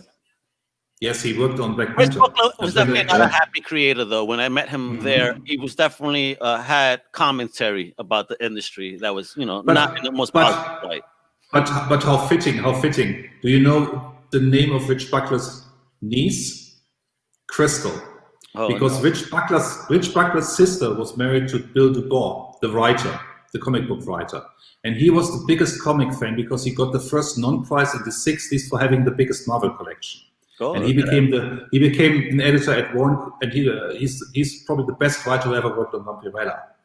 And he married the sister of Rich Buckler, and they named their first child Crystal. Isn't that wonderful? That's awesome. Dave, you want to answer Western Soup's question here? Put that back up.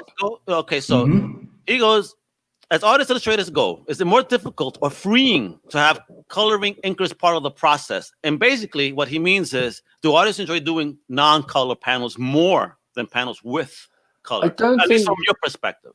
I don't think it's always necessarily preference. I think a lot of the time you're on deadline, you have a certain amount of pages to produce, so you're trapped in, well, I can't pencil, ink, and color this piece of artwork. So I'm just penciling it, someone else is inking it, someone is coloring it. Usually the penciler will have some color notes, and if you've got a good editor, there's a good chance that he's going to give those color notes onto the colorist, so that at least it's reflective. I think those artists that do have the luxury of being able to do it all themselves, I think they obviously enjoy doing it all. Like a Sean G. Murphy.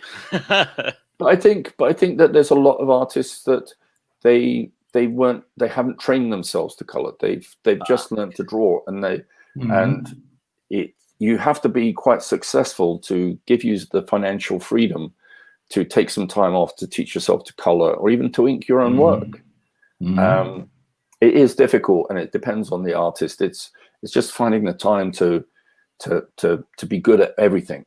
Gotcha. But do you think that that's an important set for the artist to have? Like, okay, I'm an artist, I draw, but on the back end, it's very important for me to learn at least the basics of. Yeah, you should. You should, because it's worth your while at least learning the basics, so that you know what you're asking of colorists. I think one of the reasons why I've had a longer career as I've had in editing and publishing is I started off as an artist, an illustrator, and a writer. So when I ask someone to do something, I know what's expected of them. I've done that job, so I'm never going to put someone in a position where, unless it's a dire emergency, I'm not going to ask them to do something that's like, well, I need that turned around overnight. Some editors do. So I've worked. I was involved on some of the DC books during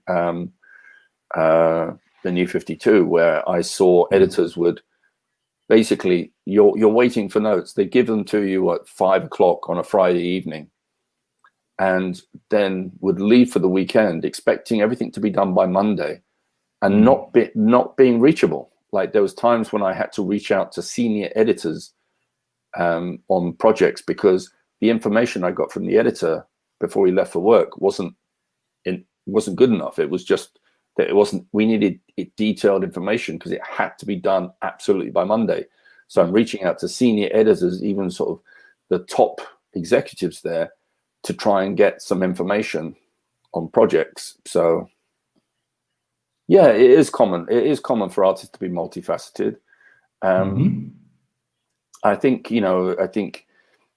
like when they're at college, they're painting, they're coloring. And I think particularly these days, there's a big business for artists doing commissions, and people want color commissions where possible. Thank you. No, thank you. Thanks for being along, Wrestling Soup. No, cheers, man. Yeah, and come and Wrestling Soup. We do this every 2 weeks, so anytime you've got any questions, just don't hesitate to just ping it to us. And one day, maybe we'll find that guest that comments the most, and we'll have him join us one day for an episode, so we could cover stuff together. That'd be great. Sure. Yeah, absolutely. I want to hang out with the fans too, man. Hell yeah. All right. So, do you want to cover this last page and then or do you want to start 2021 with this page? No. I think Ooh. I think if we start for this is we've already been on topic. We've already discussed this page. This is Doctor Doom, and this is the taking off of the mask, and you know, and it's just I think that this kind of sums up. I mean, this drama that you get on this one page. I mean, look at it there. Yeah, I mean, here is like the one thing he can't bear to look at is his own face. Yeah, and you could see the range of motion almost. You could see it where he's like, no, and just oos with the gun, and you can almost picture again. Jack was a whiz at this, bro. Yeah. Now, what's actually interesting is when there was that Fantastic Four annual that had the origin of Doctor Doom in it. Let's go back to the cover. There's a panel in the actual story. That's the one. There's a panel in the actual story where the mask, when his mask is being made by these monks, and they're giving it to him, and they're warning him that it's not cooled down yet. He goes, I don't care, just give it to me. And he put it on. Now, there's an intimation, obviously, in there that, like, it could have burnt his face. Yeah. But maybe he wore a lot of Vaseline, and maybe it didn't. No. He's sterner stuff than that. But I think that, it just goes to show. It's like, I think that that's something that worked for that story at that moment. But I think that it was probably hot, but wasn't sort of going to melt his skin. Yeah. And I do, it's one of those things. I think it works to the character to have something that's just a little scar on his cheek, just a little thing. Yeah, man. He's just mad emo over it. Get over it, Dr. Doom. Yeah. He's still a badass, though, right? Oh, he is the badass. He's a very interesting character, yeah. I mean, they've evolved them so much. I wonder what he would have thought, Kirby, now, how they've evolved this character. Remember, they even had that Ultimate Doom version, kind of like what was it? They had a 2099 Doom. They had that's old school, yeah. But no, the latest incarnation, like that Ultimate Doom. Oh my God, I forget the name. That was the one. He was kind of like a God Doom character. Well, I think was that not in Hickman's? What was it? Secret Wars. Secret Wars, the Hickman one. No, there was Secret Wars. God Doom was the best Doom. Man, I think Jack, for them, would probably be scratching his head, wondering why they couldn't do anything better with the character since he's gone. I want to leave people with this image of Doom. We get this beautiful Kirby Doom there, right? I need to answer a question. These are Pall Mall unfiltered. And now Paul Mall, I said it twice. He said it once. You owe us some money. Yeah, come here with the sponsorship. I enjoy your product. Yeah, why not, man? Hell yeah! Now look at this version of a Doom in an all like white suit. What is this? This is what I'm trying to say. This is God Doom. I think that's from the Hickman Secret Wars. Look at this. That's not Doom. That's Moon Knight with a metal armor. All right, folks. This has been a blast today. We're definitely covering. Just want to tell you guys that thank you for providing me an awesome 2020 with you guys, hanging out. Thank you. Meeting up every 2 weeks and just taking me away from my world of busyness, if you will, and being able just to hang out and talk comic books. It's been amazing, brother. I really appreciate you guys' time and knowledge. You guys absolutely cool, bro. Bless. Thank you for doing this with us, and thanks for all the fans out there. Thanks for your comments. Yeah, come on in. Yeah, so don't be shy. We love it when you ask us questions. So. Yeah, because then we could just keep talking. All right, so we definitely did a supersized show. We're gonna start. I think that for 2021, we're gonna come to a firm time. And I think we should do 3 hours of nonstop talking. All right, let's just do it. All right. I think what we should do is, I think we should do start each show with what I would say is a 15-minute challenge where we can talk about 3 different subjects for 5 minutes, and at 5 minutes you go, that's it, 5 minutes over. Okay, next subject is this. And I'm then gonna have to get you guys electric shocker so that way make sure you guys stop and feel it. But at the end of the 15 minutes, we can then talk on the big we'll have a big subject, and we'll talk about that for like 2 hours. And I think that for 2021, let's come up with 4 subjects, and then we poll it on YouTube. Yeah, we can do that. Let the fans get involved in topics that we would love to discuss. Oh, yeah. And of course, Kirby is always on brand. So hey, look, we can come up with 4 topics, and you guys can pick from them. Yes, there we go. At the same time, though, hit us up. Just come to us and say, hey, could you cover this topic? Yeah, like Ultra Maximus with that Red Raven. That was a great kind of, to touch on. Thank you, Ultra. I mean, you'd make Chris very happy if you could talk about 40s and 50s comics. Hell yeah. I will. And the machinations behind it all.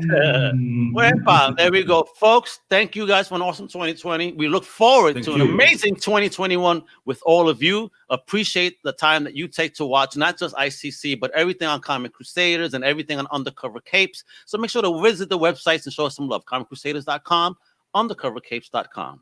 And on Wednesday, go to Comic Crusaders and check out my latest column. I have a new series starting, Daredevil, and you will never think about Daredevil the same way again. Yeah, man. It's a 9-part series. If you haven't checked out Comics Crusaders, go there, because Chris has already written enough material to keep you going for like about another year. Like he's like this guy is a maniac. Comic Book Confidential is Comic Books 1. You'll learn so much about comics history that just isn't sort of just you're gonna get some gossip out of this, right? Oh, there's lots of gossip. And go to our Facebook page, because Dave and I will be highlighting some of these columns come next week. Guys, tune in to the what we put in it, ICC or the CC? ICC Facebook page. Make sure to follow. All right. So thank you guys again. Look for the International Comic Crusaders. Yeah, man. Hey, thanks, guys. Thank you, guys. Everyone. Much love, people. And let's kill 2021, bro. We're gonna be the best year ever. To hell with 2020. Woo! Yes. Don't jinx things. It's not a jinx, man. I'm going in with positive energy, and everybody else does the same thing. Positive energy. I'm just gonna quietly tiptoe into 2021 and hope it doesn't notice me. Listen, I'm not going to say that 2020's problems are going to miraculously disappear, but starting the year with that brand new energy, with positive focus, let's do it. We're going to kill it, folks. All right, let's do it. Let's make it the best year ever. All right, much love, everybody. Wepa!